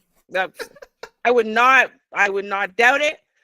But I'm telling you, because I do know people who are American who have been in various positions, right? So now, again, America varies wildly from state to state what is what, right? So I'm not going to say there's no possible way that there's not one city in one state that absolutely does do something along those lines to some extent. I can't say that, right? But like, what perks are there? Because so far as I have seen, the perks of what? That they have shelters specifically for people who are leaving domestic violence situations, that they reserve beds for women and children who have children, specifically because that is a much harder situation to deal with. And you need to get the kids out for their safety as well as for the moms and whatever. Like, where's the perk? That's not a perk to me. To me, setting up a system, which is the only system that makes sense that we would have set up, right? Because if you think about it, right, these systems were set up because up until 1984, it was legal. I'm not kidding. It was legal to beat and R-word, as in grape, your wife. Okay? That was legal. They could beat you near death. It didn't matter. It was legal for them to do it. They could grape you every night of your life. It didn't matter. It was legal for them to do it. That was until 1984. So yes, they set up systems, okay, in the last less than 50 years, right, to accommodate and deal with women specifically. Why? Because, well, if you think about the fact that women weren't able to work, or really weren't able to get custody of their children, like there's a lot of things that are very different now than they used to be not that long ago, right? And so when you looked at a system that literally took, oh my God. So, okay, you guys will remember this. Everyone's probably seen this movie. Remember the movie? And it was about a woman, basically, and like she helped her husband become who he was. And then basically to thank her for all of her hard work and dedication, he basically dropped her for a newer model and then like ruined her life. And then, you know, she basically killed him and the new wife and whatever. Do you know what I'm talking about? Like, it was a big discussion like last year. Can't remember what that movie's called. I think I know what you're talking. He said Diary of a Mad Black Woman. No, it's not Diary of a Mad Black Woman, but it's about a white woman. It's about a white woman, and it's based on a real story. It's a real crime. It's a real thing that happened. But this was a common thing. It was a common occurrence that happened because if you guys think about the word hysteria, for example, right? So when we were first getting into psychology in the last 100 years, guess what? Hysteria applied to who? Women, based on what? Their womb. So it was very easy. Men could just literally get you committed like this. They could just say she's being hysterical. No, she's lying. She's in crazy. And that never happened. Boom, committed. Like that was a threat. Men could hang over women's heads. And so we don't realize we're coming from a completely different system. So yeah, systems were set up, you know, to kind of think about the women, but that's because of the kind of helplessness and hopelessness that women were in 100 years ago, right? Do we need to balance things out now because there are certainly single fathers and men who are in those positions? Absolutely, right? But like, I don't know where there's a perk there, like that you get to live in a shelter with your baby, maybe like that's a perk. Where's the perk? She didn't mention anything, nor did she actually like, I don't know, drop any type of research, statistics, the facts, or it didn't happen. That's all I gotta say. Research, receipts, or it didn't happen. Where's the perks? Listen, she don't have to drop receipt. She talked to somebody. She's spoken to somebody. She saw the text without even knowing. Oh, Char's in the chat. So this is Char's here. You bring her. Hey. Let me in Char. Let me. There you go. So let me send this to. Let me bring her up, and then I'm gonna add Ruby. I'm so lonely. Oh, I don't even think there. I understand. Hey, Char. Greetings. Let me cut this off so nobody. That still does it. No, we're not naming. We're not naming movies about white women killing people. Okay, gosh. Shout out to Danteezy. I'm sorry. So how have you been today? I've been pretty good. I'm hungry, so my dinner, I can asking? smell it. I'm like, let's see. Chat for a few minutes and then eat, or go eat. I'm like, I'll give a few minutes. So I'm just looking for a reason to click off StreamYards. Hungry, stand in. I understand. We do have a wild story today. Apparently these crazy people out here. Ruby is gonna join in this StreamYard in a minute, so can't wait for that. But we have a crazy story, as you see, pearly things and all that. Yeah, I'm behind. Yeah, because I don't know what be going on with all of that. It's too much for me. Too ivory and pasty for me. But I will say, as far as what she started speaking about, you know, it's just nothing but talking points. That's all. You got to stick with that narrative. The men feel good about it, cheer her on, and that's how they go. You know, you repeat it enough time, I guess people will believe it. I guess. But whichever way, it's a bunch of foolishness. And That's what that is, a bunch of foolishness. Perks, where'd that come from? Perks. And people never list, they just, have the talking point, but they never list the stuff out. Never. And why would these people, these men, tell her everything and show their paperwork and police reports and all that? Did they really send her a file? Look, see, this my wife did, or it's just testimony, verbal testimony. And if that's the case, is his side, her side, and then the truth. They never, I would like to find, one day I would like to see two people in a room, what he has to say, what she has to say. And then let me weigh it. And like, I sound more like it. Let me be the judge of that. True. You always want to, it's a lot of he say, she say, all those type of things going on. And in these cases, just saying like, women, I don't believe it. Basically what she's basically saying, I don't believe it's happened. What really is abuse? Everybody know what abuse is. We all know. Like, that's, no, she trying to act like she trying to pretend like we're stupid. I mean, if you ever went to the movie theater, there is some movie that you watched and you saw something wasn't right in a relationship. That's going to be the thing. Things were bad. The woman had to try to find a way to escape. Come on.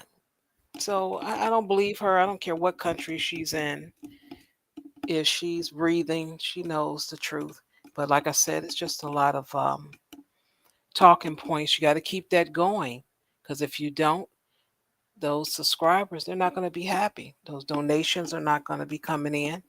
No one's going to be hitting them link. So yeah,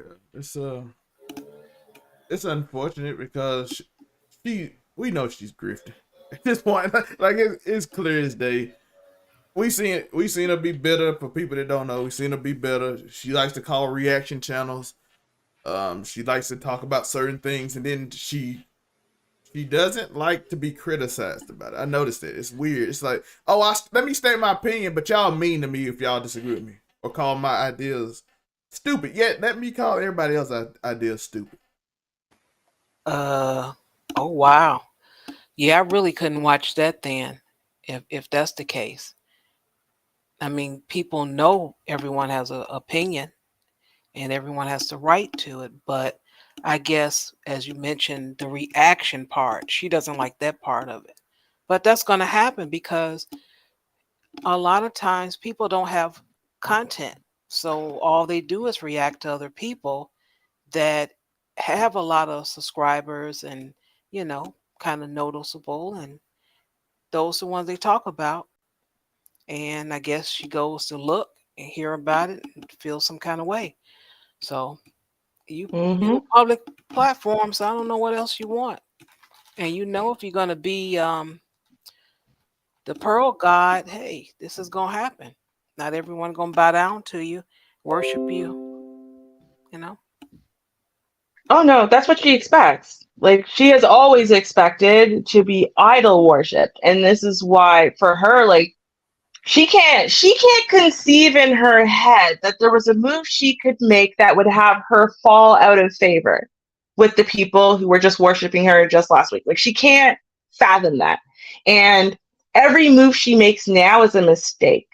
And this is what I've noticed. I'm really hoping she comes crashing and burning down in like beautiful flames.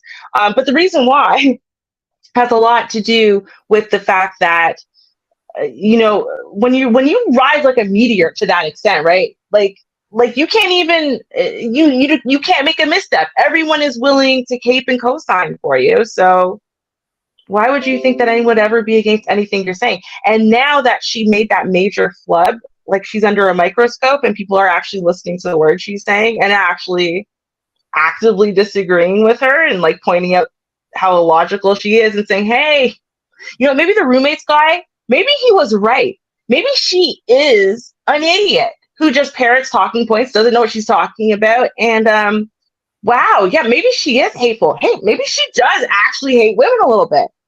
Maybe she's jealous because, well, she's 6'1" and unattractive, and no one wants her. I don't know. Like, maybe that's what it is, right? Because that's what it seems like to me. That's what it seems like to me. It seems like she's had a reckoning. Like, she hit the wall a little earlier than she was planning. Well, You know? I'll give her a little advice, and then you guys can roll that beautiful Bing footage because I want to see how she gets out of that. And that advice is try a hijab.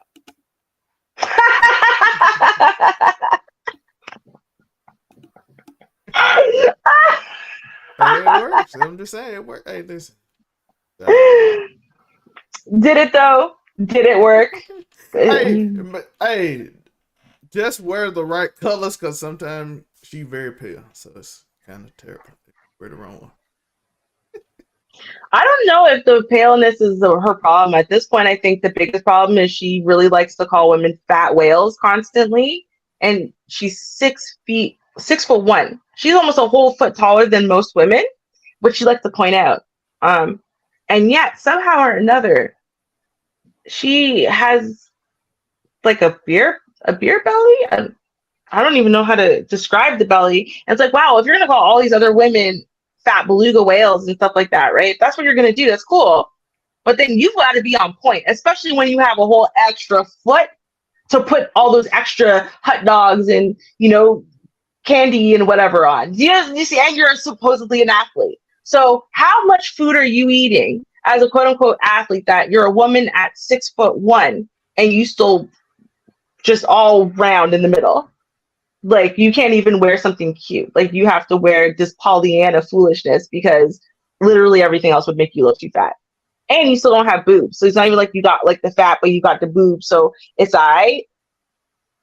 No, that's why I like the black woman. The black woman on this, not like all, well, I like black women, but I'm just saying on this episode, the black woman is super funny to me because like she said, you know, she got a fupa and da. So depending on where she's at, she could be like a Beyonce or like she's too fat, right? And she acknowledged that, but I'm like, but she's got, you know, she's got the boobs, she's got the hips, she's got this, right? And Pearl likes to look at that woman and listen to what she's saying and laugh and whatever and blah, blah, blah. And I think it's because Pearl thinks she's better than her because the girl sitting right next to Pearl will not look at her while she speaks. It's really funny. If you guys just keep an eye out for that and take a look. The girl sitting directly right next to Pearl, she used to be a porn star. Now she, I think, just does OnlyFans. And she's right next to her. She's like brown. I don't think she's like, I don't know what kind of brown she is, but she's like a brown skin kind of girl. And she's right here next to Pearl. And Pearl will not even turn her head like this and glance at the woman when the woman's talking. She will look at everyone else except for this girl right here. It's amazing. Okay. Wait till you see the hate. So good. Listen. Normally I'd be like, I'm the nice guy, but listen, you dish it out. You got to be able to take. You can't call people beluga whales. I think she did it like 4 times last week when I watched the thing, and I was like, okay, you inviting hate. I'm just saying, you cannot go. If you don't, you reap what you sow. Ain't that right? You reap what you sow. So if you put out insults, people will insult you back. That's how life is. I don't know why you think you could go bully someone and then they not gonna do it back. It's weird. It's very weird. You reap what you sow.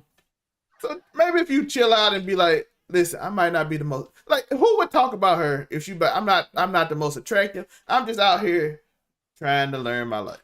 But instead you feed Sneeko and wear the shortest skirt on his stream ever and go over there and lean over to get him some food to be like, look at me, I'm subordinate of a man that's not even your boyfriend, which is even weirder. Ruby, is Pearl turning 304? Well, I think to me again the most interesting thing of all, and I mean Brittany Venti brought it up also in her newest video. Brittany Venti did another hit piece. It is actually a hit piece in this case though on Pearl. And that's how I found out that Pearl went and did this whatever podcast that I've never heard of until like just recently. I have no idea how these people have like over 4 million subscribers, and I've never heard of them before in my life. But anyway, and so I was listening to Brittany Venti, and she pointed out a really good fact, which is like, dude, your standards are like below bottom. Okay, you're below bottom. You are literally telling men you are willing to accept less than the worst, and they still don't want you. What does that say about you? Like that's painful. Like you're literally telling men, basically, it's okay. You can slap me, backhand me, throw me around a little if I speak up too much and you don't like it. You can cheat on me. I'll never leave you. Like she literally does. She's setting her standards, and she set them below subpar bottom. And still men won't talk to her. They won't look at her. They won't date her. They won't touch her. They won't sleep with her. Even when they go on dates with her, they won't even try to make a move. And that's from her own mouth, by the way. So, I mean, imagine how bad you must feel about yourself. And I think that's why she keeps doubling down on these types of things, on the fact that women shouldn't vote and da-da-da, because it doesn't make any sense. But it's just like she's so desperate to find one guy. Just one desperate incel. Please pick Pearl so we can stop hearing from her. Please. Okay. Got any words? Oh, no. So, Shark can stay there while we keep playing the clip, right? Oh, yeah. I just didn't know if she had anything to finish up. Roll that beautiful Bing footage. And so these are the situations that like the left doesn't talk about, where men are falsely accused all the time. And and it's so sad because women that are actually abused are the ones that suffer for it, because women are going around calling everything abuse, everything rape. Like and most of the women who suffer from abuse actually suffer in silence and don't speak on it ever, and are terrified, and even and it makes it difficult too. But obviously to prove in court. But a lot of women also don't. I can't hear it. I mean, Can a lot you of hear people it, suffer in silence. Yeah, the people.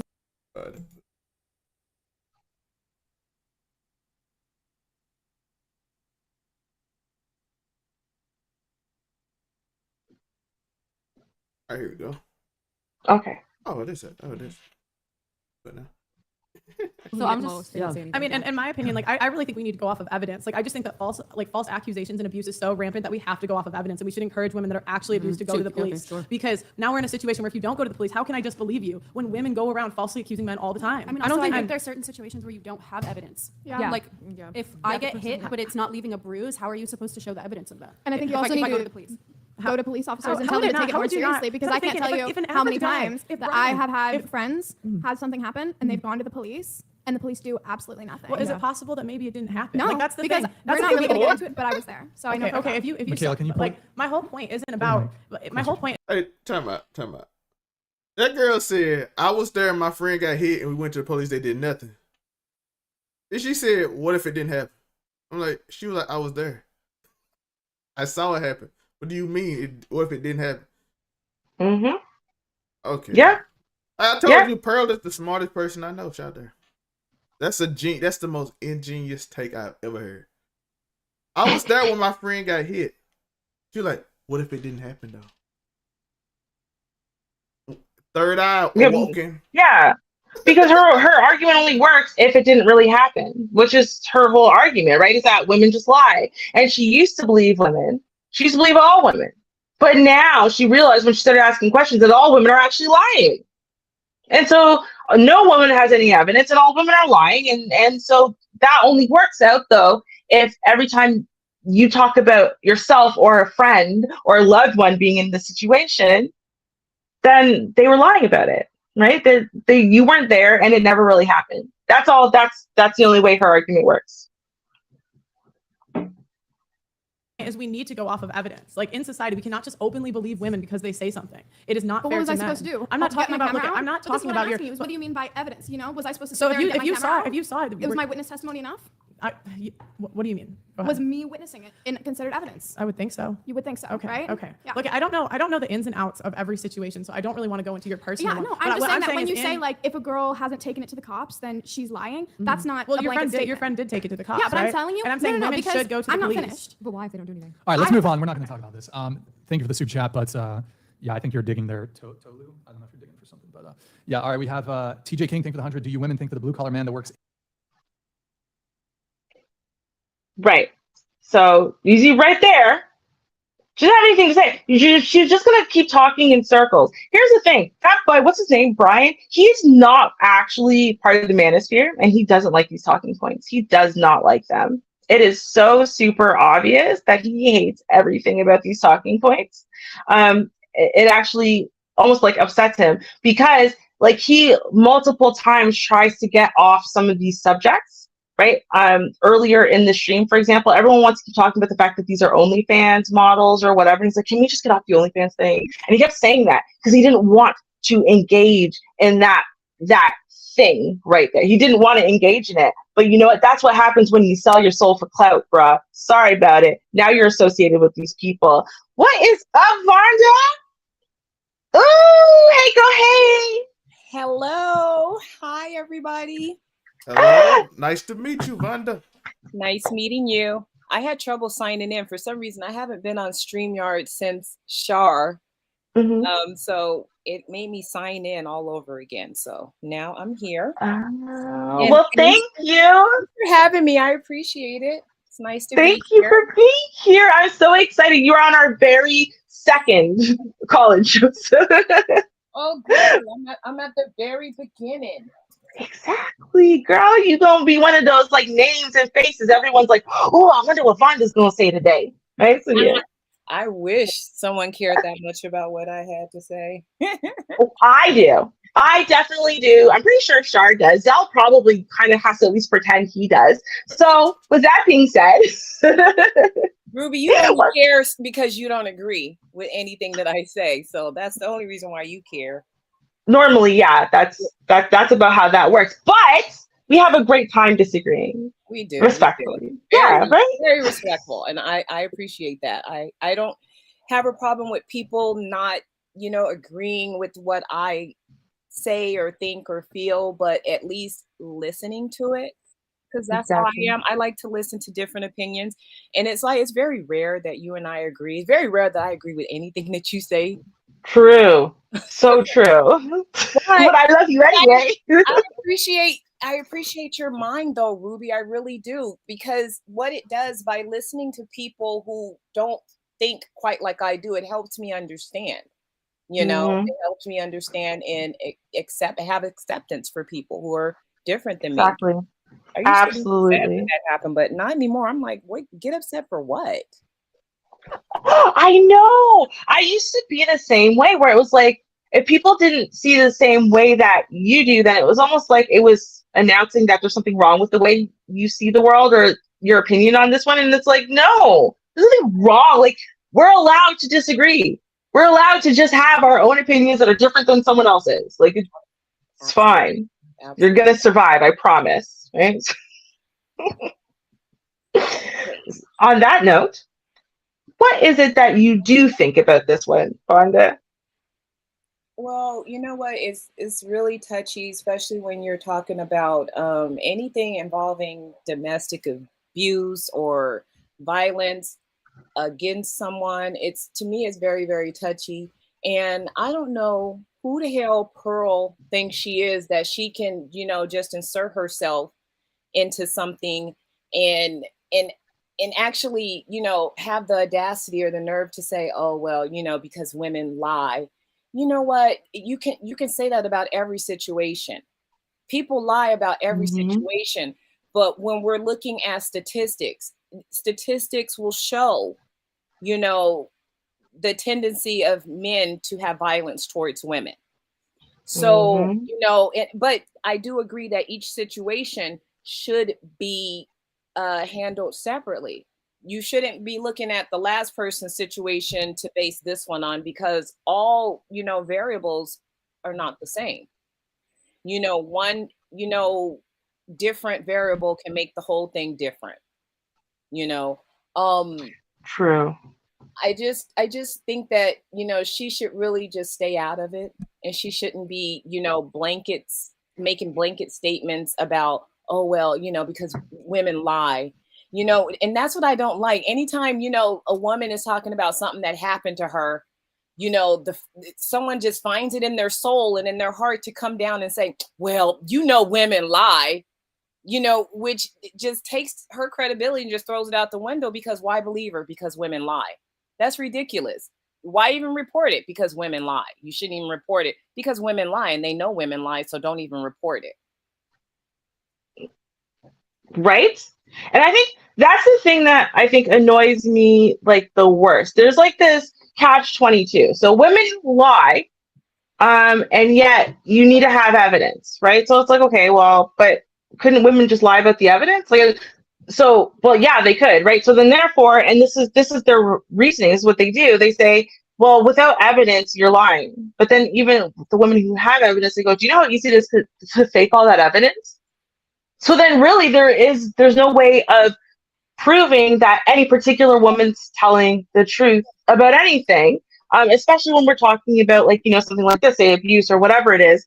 And it's because they don't want to validate anything that women are saying. They're like, that's what it is. It has nothing to do with whether or not anyone's being honest. It has to do with the fact that you can't make men perpetual victims, right? And always innocent and always justified if you are also allowing women to be victims ever, right? So it's like, like they won't even as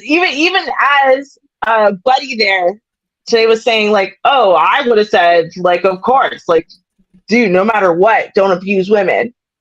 You get out of there if you're being abused.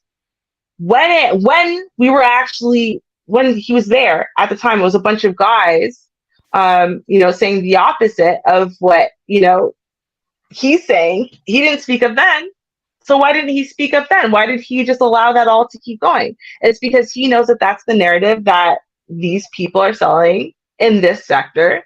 And you have to just be okay with it. You have to let it go, or they're not going to support you. The end. That's all it's about these days, unfortunately. Clicks, likes, views. Yeah, you got to be, for everything that's said, you got to say, well, what about? Well, what if she? Or what if? And what if? You got to come back with that. That is that's the manuscript. Mm-hmm. The talking points. You got to have that. That is so irritating to me. It's like you can't even have a standard conversation about what's at place, about what actually happened, without somebody coming up with the whataboutisms. I cannot stand those. Those irk me to my soul. Well, what about? No, we're not talking about that. What about what we're talking about right here and now? This situation with these two people. I don't want to hear about a celebrity. Well, when this celebrity did it, I don't want to hear that. Let's talk about this right here. No whataboutisms, because what it does is it takes the steam away from the person who is the, presented victim. There's always an aggressor, and then there's, the victim, and then the person who, is supposed to be quote unquote the victim, it's like when you say whataboutism, people are like, oh yeah, she could have been lying. So, okay, well, we're not going to give her any sympathy. We're going to look at her as if she's lying first, and then she has to go through hell and high water to get some truth. Right. Exactly. And there was a creator, I'm not going to name any names, throw out the fact that he, like Karen's, loves tantrums. Anyways, now this creator, and this is the point where I knew that Manosphere, whatever iteration of Manosphere this is doomed. Because he turned around, it was like last year, I think, or maybe the year before, and he said that, if you didn't need surgery or have something broken, then it doesn't count as abuse.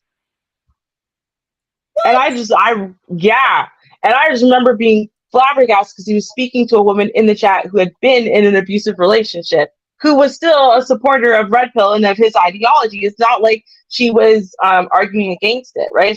She had been in an abusive relationship. And he said, women call everything abuse these days, just like Pearl was saying, right? And then he's saying basically, if you didn't need surgery, if you didn't need hospital intervention, doesn't count. So you just got bruised on your face, not abuse. If you broke your jaw and you had to go to the hospital over it, then it's abuse. And it was just, I remember listening to that and saying, wow, this iteration of the Manosphere is doomed. Just doomed. That is such crap, because you can speak words to somebody and it not put one welt on their body, not one bruise, not, one, red mark on their body, but you can say some horrible words to a person and that can be abusive. You know, so it's like whatever it is that's, you know, someone is calling abuse, someone always wants to make light of it. You know, in a space like this, you know, most people are, you know, not very, you know, forthcoming and likely to share their abuse stories. And granted, you know, rightfully so, I don't blame them for not sharing. You know, this is not the place you want to share it. You know, YouTube is not a safe space. Let's just keep it real. Be serious. YouTube is not a safe space. So when you listen to these people talk and you're like, wow, you know, I've really found out a lot about some people just by listening to them speak. You know, and that's what you got to do. Let people speak. And you know what? It used to anger me, you know, to no end, but I have to pull myself back because as long as I'm in this space and I'm listening to some of these things, you know, I have to find a way to deal with it or turn it off. You know, a lot of times I do turn it off, you know. Nobody wants to have that mess. By the way, I'm gonna say this. I didn't really get on the internet much into 2020. I was on YouTube in 2015. It was completely music related, and anything my group did. Overall 99 Media started as a music company. Pretty big in Russia, pretty big overseas, not really that big in America. Look, it's all right in the South, but it wasn't really that big. But the one thing but coming over here, me and my friend used to be like, where do these people get these talking points? The dudes are saying this. Until like 4 months ago, I'm like, oh, this is where some of these things from last year that they say men are saying this. And I'm like, what man would ever say this? Yeah, you're like, where are they saying this at? But then you realize it's like thousands of them online that don't go outside and spend 10 hours in Google Hangout or StreamYard yelling on the internet to each other about women. And I'm like, oh, this is where they say this. I even told him the other day I started doing these shows like this. And then he like, what are you into? What is this? What? Do they hate women? I'm like, basically. Myron still yells about the girl didn't play Halo with him in high school. Oh my God. With the vein in his head. They all scream about these women don't want him. Obsidian talks about prom. That's what Obsidian's thing. Them 4 dates his mama got him, and none of them were hot enough for him. And his, you know, the fact that his mom had to get him dates, not the problem. It's the fact that they weren't hot. It's not ashwagandha, because just hearing about their traumatic, you know, experiences from high school and their, you know, real life rejection from another human being, as if they're the only ones who went through it. Please. I don't know a girl that I've ever come into contact with that doesn't have a story about some story of rejection of, you know, some guy who she thought was great and wonderful, and he thought that she was nothing. Oh yeah, absolutely. Actually, on just the segment we just watched, right? That was from like yesterday or the day before. We have another segment, basically just to disprove what Brian was saying about the fact that Melina and Destiny were being so dishonest, right? But on the one that has Pearl on it, right? You have a bunch of women on the left side. It was honestly, people might enjoy watching these podcasts, like 5 hours long. I've watched most of it. But the point is that at one point, the girls start talking about the fact that a bunch of them approach first, right? And so they're not sitting back waiting on men to hit on them or anything like that, right? But then the guy, Brian, was like, oh, so, yeah, but have you ever even been turned down? She's like, yeah. Oh, yeah, really? What was the reason? As though, like, she had only been turned down once. And she's like, I don't know. I mean, sometimes, right? And she's like, yeah, sometimes it's because of this, and sometimes because of this. Mostly it's just like, no, thanks, not interested. Like, that's just what it is. Sometimes people are just not interested. They don't feel the need to extrapolate and give you their life story. And it was like he was so like almost like he didn't believe her. Like no, come on, making it up for the show or something, right? Meanwhile, there's multiple women there who were saying, yeah, no, I approached first. I don't really like to sit back and just wait, and yeah, I get shot down. So there's a whole song about it. I get knocked down, but I get up again. I can confirm or deny. I have denied a lot. But hey, listen, sometimes you're just not in it. Sometimes it's not the mood. Sometimes you're kind of talking to some other girl and you're like, yo, I'm literally over here, but it ain't public yet. I'm in the talking phase, so I can't talk to you. And it'd be something simple like that. Most of the time, it was that. Most like I'm just kind of talking. Or maybe you don't think she's hot. Yeah, maybe she's not hot enough for you. Maybe you don't like light-skinned girls. Maybe you think locks are ugly, right? Maybe, I don't know. Like, I'm just naming stuff about myself I can see right now. But like, the point is that like, or you have people. I have been like shot down because I wasn't white or white enough, and I've also been shot down with the fact that I wasn't black enough. And they like blacker women than me. The only part of me they liked is my 4C hair, but it just came with all this light-skinnedness they weren't about. They were about, as Jay Shine used to say, the N-word lips and the N-word nose and whatever. But that's what they found really attractive and appealing. And it wasn't me, right? Like people have preferences. That happens all the time. So it's weird that these guys will talk about men's preferences and that men are entitled to their preferences. And then they just see like a pretty basic hot chick. Like she's like not like drop dead gorgeous. She's pretty. You see how she could do herself up. And he's like, come on, you were never rejected ever. Like, wait, I thought men were allowed to have preferences. But exactly. And not every woman is every man's cup of tea. Even good looking women, even hot looking women, not everybody's going to think you're hot. And you know what? And that's okay. Mm-hmm. That is perfectly okay. Because you know what? One thing people have to understand is, sometimes, rejection from a person is protection. I had a guy tell me, that I dodged a bullet by not, dealing with him. And I wanted to deal with him. This was a man that I wanted to deal with. But for whatever reason, we just couldn't get it off, for where it needed to be. And he told me I dodged a bullet. And I breathed a sigh of relief. I'm like, I believed him. I am not one of those women that'll be like, no, you wouldn't hurt me. You wouldn't do me wrong. Let me love you. Oh, hell no. I was like, oh, I dodged a bullet. Then that just tells me that, what you were about. That was the honesty that he gave me. He didn't tell me exactly what was going on with him, but he said I dodged a bullet. And I believed him. And I went the other way. And you know what? Thank you very much, sir. I will forever be grateful because I believe you when you say I dodged a bullet by not dealing with you. I want to also get this out. If any young man is listening right now, if you're young, learn rejection early.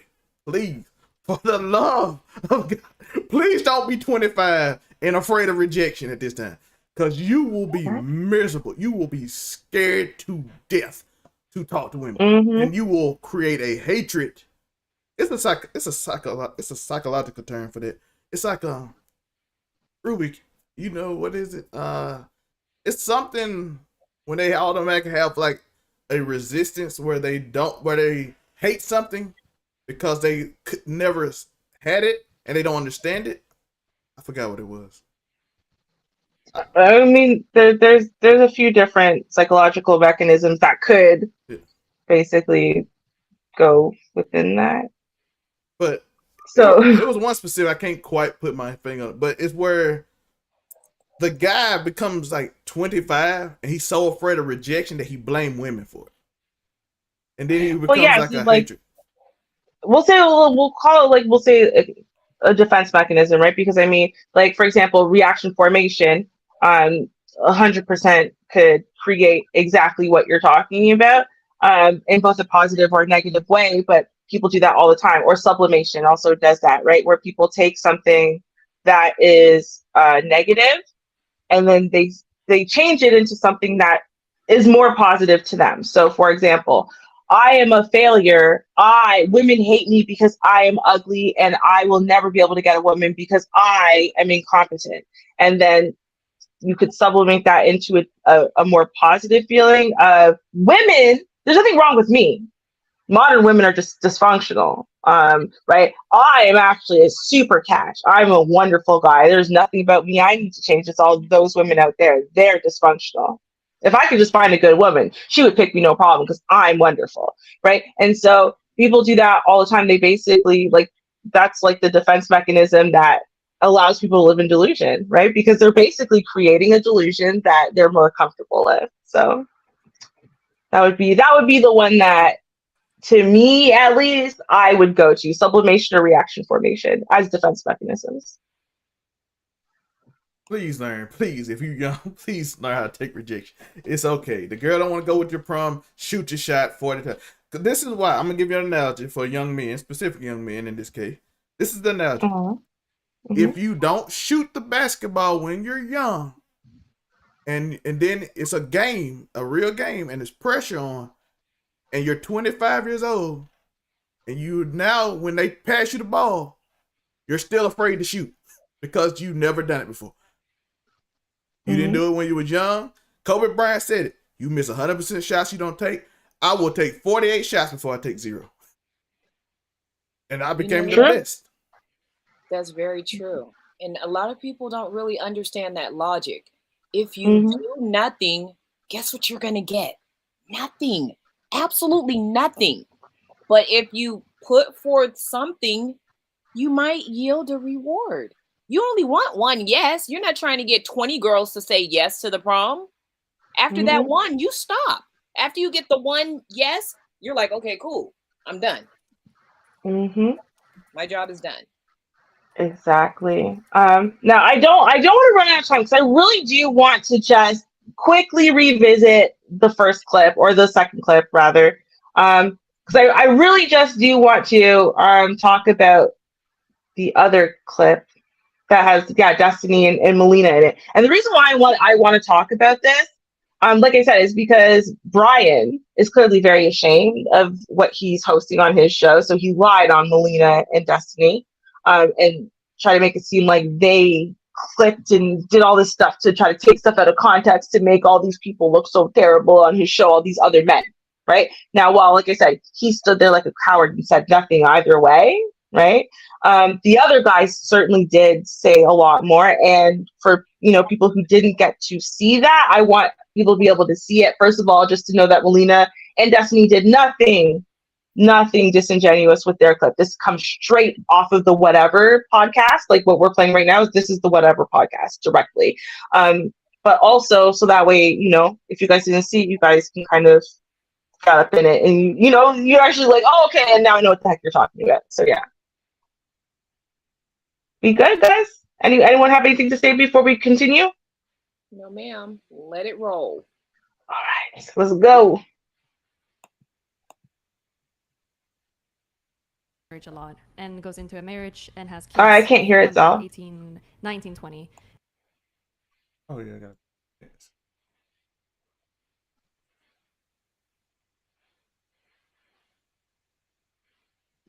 Oh, there we go.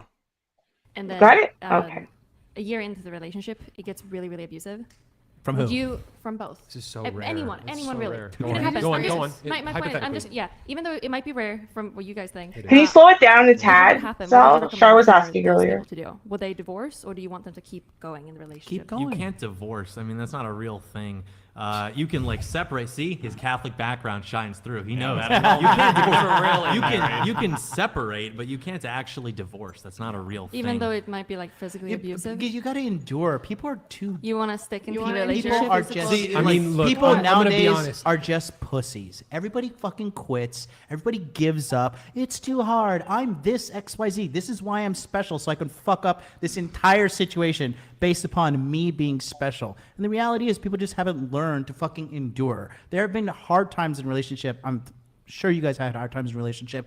Any relationship has hard time. Okay. And it is what it is. You need to push through and you need to endure because we're in this hold on. Because we're in this situation now, where everybody's just creating this super nuanced 1% example of well, what if the kid's fucking transgender, black, and abused, and he's a Black Lives Matter supporter? Cool, okay, yeah. I get that one fucking minute but I'm asking situation. For anyone that might be in that situation, what would you recommend? Okay, endure. I'll tell you what. I'll tell you what. I'll tell you what. Endure. I'll tell you what I would do. If my daughter was in a relationship with a guy and she gets married to him and he starts abusing her a year into it, I'm gonna be showing up on their doorstep and teaching him some lessons. Exactly. That's what I would do. I also would not if I didn't have the capacity to do that for some reason, I don't know. I wouldn't want my daughter in that situation, quite frankly. And I understand the argument to endure because I have people close to me who grew up in abusive households, and it lasted for periods of time, and it was a phase, and they endured through it, and they ended up raising healthy, successful families to an extent. So I mean, they you weren't the would say healthiest that families. to stick in those relationships that might be abusive to everyone involved and a child, if there's a I'm child not involved? saying like, hey, stick in the relationship and get the shit beat out of you by your No, husband. you're saying I'm not- yours I'm is an not- extreme. I'm just asking you. No, it's what you kind of believe. exactly what you're I'm just saying, telling right? you a specific thing. Even I'm a not small saying- extreme thing. I'm just asking you what you think if you should stick in that relationship or not. It is such an extreme example that I can't give a prescription for what. Well, hey, I just noticed it. I do watch this. Ruby's right. Look at this dude. Look at his. Oh, I can't do it. Look at his face. He's like, I do not want to be here. Nope. He does not, right? He's so unhappy. He has not said one word. He hasn't nodded or shaken his head, but he looks so unhappy. Like he would rather be on the other side of the planet. Like he hates every moment. But that's why he's psychologically distancing himself from what these other three guys said. But every single one of them, you guys heard this idiot right there. He said, endure, right? And told us how you need to endure, and no one can endure these days, right? This guy in the middle right there, he's autistic, but he also said, endure. I said, endure. He did answer. He said, answer. He said, endure. And this one said, if it was my daughter, I wouldn't want my daughter to go through that at all. But I understand what they're saying because like everyone needs to start enduring more. Do you see what I'm saying? All three of them did say it. Why That's are a you hell acting no? like I'm this? sorry. That is a hell no. When we're talking about abuse, the only thing about abuse is that nobody knows when the abuser is going to stop abusing. Not even the abuser. Not even the abuser. The abuser doesn't even know when they're going to stop abuse. But I guarantee it, if the abuser does not get professional help, chances of it ever stopping are 0 to none. It will never stop. It will never stop. And there is no guarantee, mind you, there's no guarantee that even with some sort of therapy or treatment that it will stop. It's an individual basis on that person and everything that's happened to that person since the time they were, birthed from their mother's, canal made them who they are. So you can't compare them to the next person like, oh, well, James did the same thing. He went to treatment and he stopped. You cannot compare because maybe what happened to James at 12, something worse happened to this guy when he was 7. If that's, part Exactly. So you don't know. So when it comes to abuse, I would never tell a person, male or female, who's being abused, stick it out, because one more day, one more second, one more moment of abuse is too much. That's why they say even one time somebody abusing you is too much, because there's no guarantee. You have absolutely no guarantee that they will never do it again. Chances are, if they did it once, they are more likely to do it again. And if you stay, they are more likely to do it again and again and again and again. And I don't care who they are. I don't care who their parents are. I don't care what school they went to. I don't care how much money they have. I don't care how well established they were. They had 2 parents. They had 1 parent. They had a grandmother and an aunt that raised them. I don't care what the situation is. That does not determine how that person is going to behave or react with treatment or minus treatment, or even, like I said, what happened to that person coming up that made them this abusive, violent person. Exactly. Being with someone that abuses you, let's say, the guy is great, but he only beats you twice a year. Only twice a year. You got 365 days in a year, right? Or is it 60? Don't have me up here sounding like Portia Williams, but might be a leap year, so 365, 366. But that's it. So you mean to tell me twice a year that's not a lot? If we're gonna look at statistics and occurrences, twice a year getting your a foot up your behind, that's not bad. But you know what? But when we're talking about abuse, that's too much. Even one time a year is too much. You be with somebody 10 years and they beat you once every 10, once a year for 10 years, that's 10 times that they put their hands on you. But that's a no. That sound like them old people when they be like, it's New Year's Your grandpa got drunk. You know how he act. But And you know what? he only drinks once that's where the endurance came from. That's where that word endure came from, is from the grandparents. And I'm not going to say a single grandparent, but you know, if you sit down and you ever talk to your grandmother, you ever have a conversation with your grandmother will tell you everything. So anybody who still has their grandmother, sit and talk to your grandmother. Your grandmother tell you everything, and she knows everything. By the way, y'all gotta stop lying. Talking about them old women and they literally tell you go to that nursing home. I worked in with old people a lot. I hung around old people. They'll tell you, listen, if I had an education, had a way to get out, I would. Like, why would I stay? No, I didn't have. I was picked up and had no education, and if I left, I could get no job. Right. Especially in 1960 with nothing. Endure. That's where that endure comes from. You endure. It'd be like, you know what? He brought home the paycheck, but you know what? If he came home with an attitude, you had to take that too. And you know, but you know what? He came home with a paycheck. He came home with, you know, an attitude and a fist to match. You know. And men. No, go ahead. And men too. Listen, it's a lot of nice dudes who take a lot of mental abuse trying to be a nice dude. I'm just being honest. And I ain't doing it, but y'all take a lot of mental abuse. I've seen it. I've seen a dude get hit with an iron board trying to be the nice dude. It was like a WWE match. I like, bro, you got to leave this situation. Life is crazy, dude. And he's a very nice guy, by the way. He's my boy, but he's a very nice dude. They will mental abuse. That's physical abuse. But then people will tell you ain't nothing. You a bum. Hurt your self-esteem. Dudes have a great paying job, a good paying job, but you ain't that basketball player. That's also mental abuse. You all kind of stuff, even though according to Pearl, that ain't really like, oh, what's really abuse. Listen, you should love yourself enough to leave whatever situation you in. You don't have to sit there. I know your boys might be like, listen, girl talking bad to you, now you running away. I'll do something to girl. Listen, you ain't that dude. You ain't that type of dude. You know you ain't, because if she wasn't, she wouldn't be doing what she doing. Leave the situation and continue to be a great guy and find you a great one. I completely agree with that. I don't think that, you know, in that instance, you know, like you were saying, like the dudes would be like, oh, you about to run away from your girl. You know, in that situation like that, there are some dudes that would be like, you know, if you have a woman, you know, that comes at you and she hits you and you're taking the abuse, there are other guys that would beat her to a pulp. And then when you look at that situation, you'd be like, okay, well, who was wrong? You know, was it she, you know, because she started it, or was it because he came back and he beat her, but he did overkill. Okay. He did overkill. That's why you're in a situation like that. If you're with a woman who puts her hands on you, doesn't make you less of a man to walk away and say, you know what, I'm not dealing with this chick no more, because woman, I'll hurt you. I will hurt you. You know, it doesn't mean you have to. So you mean you would want to hurt her and still stay with her and turn around and go to sleep and wake up with her? That's a no. Right. So if you have to beat your woman to put her in check, to keep her from beating you, that's all types of toxicity. But then they'd be like blaming just the woman. In that instance, you would only get the woman who's being blamed. You know, oh, well, she shouldn't have started it. She started it.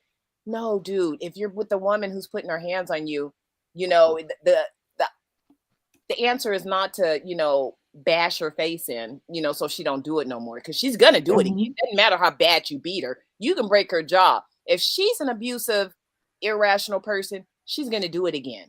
She'll wait till you sleep. Yep. She'll do it again.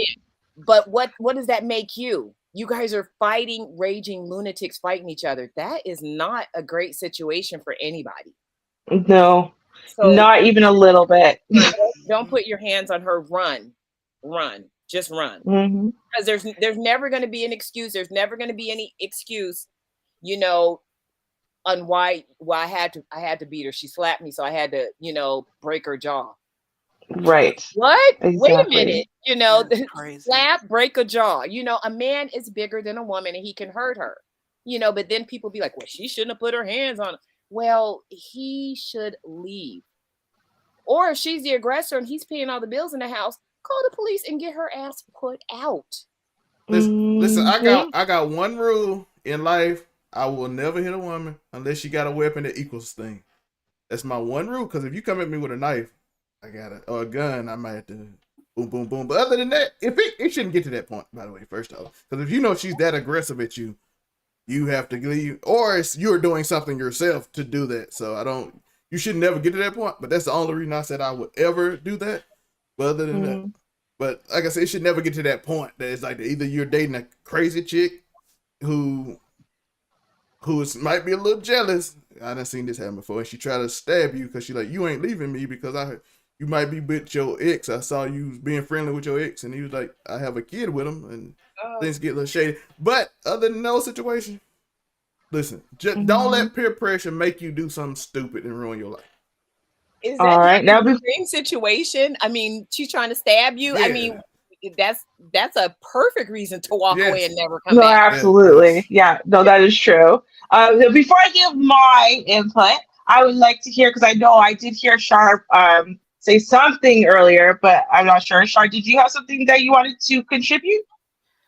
Yeah, quickly. I was going to say that I'm trying to endure this scenery because it's bothering me. They're all clumped up together and too many cups on the table. I can't take it. But what if you drink the wrong water, Shar? It's real bad. That's just too much. But this endure. I just switched it in the chat room. I said, endure. I'm going toward that door and going out of it. But, I get it. I saw you say that and I didn't get it. Oh my God, that is so good. I'm sorry. No worries. So it's just too much for me. I'm like, this guy is crazy. And what he said, the output is, I think it was him. He's the one that said the output would be good kids. I'm like, them kids can be terrible if they want to. I'm gone. I'm not going to stick around to see how things may turn out. That first bruise, hit, slap, whatever it may be, I'm out. I'm not a child, and you don't need to spank me. And that's different.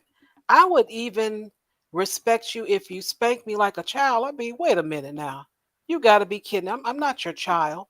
But these guys, this is not going to be, it's out of anger. So it's not going to be a spank. Right. It's going to be clothes, fits, or a slap or something like that. So I'm like, no one should endure that. Just go to the door and go out. I mean, I'm sorry, but it just, as soon as you said that, it made me think of the domestic discipline chick that's on YouTube. It's basically a sexual fetish, let's be real. But she actually literally says that, right? Like, you can domestically discipline me as though you would discipline your children. So you don't, you're not hitting someone out of anger. You're spanking them to correct bad behavior. And the whole thing was just both embarrassing and laughable to me because, like, I'm a whole grown up, right? So we should not need, I think children, once they get to a certain age, no longer need physical discipline as, behavior modification. Like, they're now old enough, all of them are old enough that they're at the age of reason where you can have discussions. So it's obviously not what it is. And let's be real, all these people, these adult people who are abusing their significant other are not doing it to correct bad behavior. That's not what the problem is. As you said, it has to do with their own insecurities, right? Their own frustrations, their own failures, their own little man syndrome, or, empty room syndrome, or whatever it is, right? It has nothing to do with trying to make the other person better. It's actually, you're trying to make the other person smaller and weaker and worse so you can feel better about yourself, which has nothing to do with correction or, helping them. So yeah, no, I can't see how, unless it's a sexual kink, I can't really see how, physical discipline amongst adults is a passable, reasonable thing to do. At all. And more to the point, I don't think anyone even wants it. I think men, I don't even think that these manosphere dudes want it. I don't think that that's what they want. I think what it is that they want is the ability to do whatever they want, whenever they want, without repercussions. I think that's all it really is. I think that they, for example, they know that they're not good leaders, right? They know they're not strong at anything. They know they're not really super intelligent. They know these things. They know that they're weak and ineffectual, right? And so therefore they know that a time is going to come where any woman who chooses them is not definitely submitting to them, is not following their lead, is going to question them, is going to get angry when they fail or whatever. And they're planning ahead and they're thinking to themselves, well, you know what I really need is a way to shut her up without, me getting into trouble about it. Because I'm like, that's what it seems to be to me. Because men who are leaders, men who are not weak and ineffectual, right? They're strong, charismatic individuals. They are men who know themselves, know their own direction well. They've self-actualized, whatever. I never hear that kind of man have the argument that a woman should stay in an abusive relationship and endure. I never hear that. I never hear a man, like real men would say, yeah, no, obviously that goes without saying. Yeah, I think modern women these days give up on everything too easily and whatever. But yeah, no, obviously it goes without saying if the relationship is abusive, mentally or emotionally or physically, that yeah, absolutely she should leave.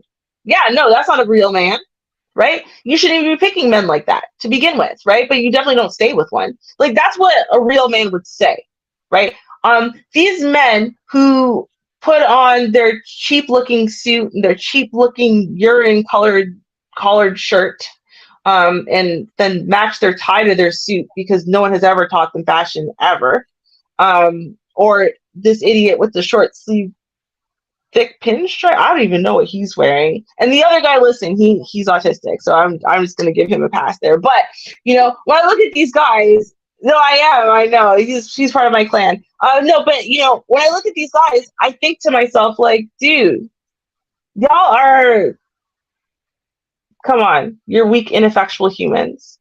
You just are. You don't do any of these things in practice. That's why you're just talking about a bunch of nonsense in theory. Let's be real. If a woman even half as hot as you claim is your bottom, right? Even half as hot as that. Like if a woman who looked like, see that Luna Lovejoy chick in the background, this blondish, weird looking one who is half as hot as her, gave any one of these guys the time of day for real, like said, hey, I'll be your girlfriend and like fall in love with you and look at you like you're worth a damn. I'm not even kidding. Every single one of these dudes would drop out of the manosphere in a hot second. You'd never hear from them again. They wouldn't know red pill from nothing. Oh my God, they're getting blowjobs like once a week and they get to have regular sex in a warm body next to them and someone saying, I love you too and meaning it and stuff, right? Not just using them for their money. Are you serious? Dude, they don't mean anything they're saying. They don't. Because they don't know what the heck they're talking about. All they know is a bunch of other weak, ineffectual males told them that the only way you can get a woman to respect you or to stay with you or to whatever is to make them fear you, right? Is to, hit them or scare them in some other way. That's why the 6'1" guy, that's why she wants to be with him. Sure, it's for outside protection, but also she fears him. So she would never blah, blah, blah to that guy because she fears him. Guess what? Yes, she would. A woman who's going to put her hands on you and your 5'8" self is putting her hands on the 6'2" guy. That has nothing to do with anything. But y'all are being taught incorrectly by men who don't know anything about women on account of having never dated one. So, I mean, I don't know. I think though, I'm pretty sure we're way past our 2-hour mark. So I'm guessing, especially because Char's here. I don't want to get cussed or nothing on my own panel. So I feel like we should, have final thoughts and then wrap up. What do you think, Zoe? Let's do it. All right. So we will start with Vandaboo, darling. Final thoughts? Well, I would just like to say thank you for having me. And when it comes to domestic violence or someone speaking about their personal experience, never discount what a person is saying. If you weren't there and you didn't witness what happened every single step of the way, let that person tell their story. I mean, if the situation already happened, it's done. It's already happened. There's nothing you can do to change it. If they're telling the story, for you to listen, but you know what? Don't interject, and tell that person that, you know, they're innocent. Don't tell that person that they're guilty. Sometimes people just want to be heard. Listen to their story. Mm-hmm. Okay. Absolutely. Love that. Shar, did you have any final thoughts you'd like to share with us this evening? Sure. Thank you for having me as well. And also, I would say stop listening to people online. Go to someone that is licensed when it comes to any type of advice you need. Try that for Mhm. the rest of the year and see how life works for you. Facts. If you're in Canada, guys, Ms. Marjorie in the chat, she definitely is now licensed. So just saying, you need a therapist. There's one right here in our chat room. Like literally can license to help you right now. Literally, if you're in Canada. I don't know. Mom, can you work across the border? You I mean, not mom. uh, Mrs. Marjorie, if you could just let people know if you could work across the border. But Online I 100% agree with consultations. you otherwise. Right? I think I see Neek in the chat. I'm sorry, I can't open the chat room because StreamYard is making my phone overheat. So I'm looking at a very, very small screen. I think I see Neek. So I want to say what's up to Neek. Thank you for coming out. I don't know if I missed anyone else, but thank you for that. And thank you, ladies, both of you, for coming up and helping support our second ever in life call-in show.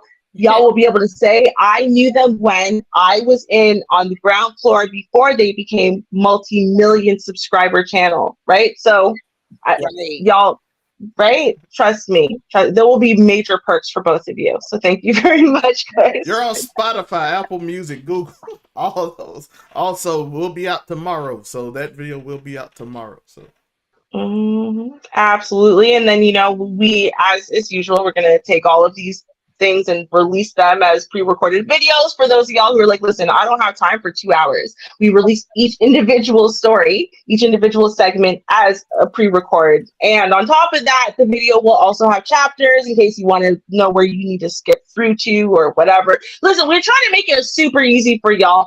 So many different listening platforms. We're live streaming right now, like on 4 different platforms. I can name like 2 or 3 of them because I'm great at that. So my bad.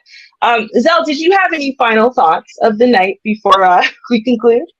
I do not. Shout out to the Twitch viewer that always show up every Tuesday and Thursday. They don't talk, they lurk, but I do appreciate you on Twitch. Oh, hey then. Thank you so much. If you want to let us know who you are, because then we can say, hey, you are our very first Twitch subscriber ever. And if we're going to give out benefits or perks in some way, it'll be to you. So just type in the chat or email us at allbethatnews@gmail.com. And yeah, we'll try to figure something out. Thank you.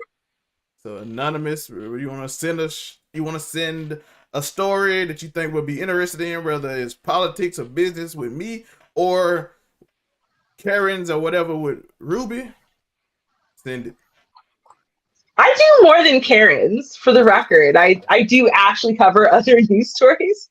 Just so we're all clear, I feel like my seriousness is not being taken seriously enough, Sal. So, yeah. Ruby does do amazing stories. She got the story about the missing people. We saw one today about the girl that we want to figure out who she was.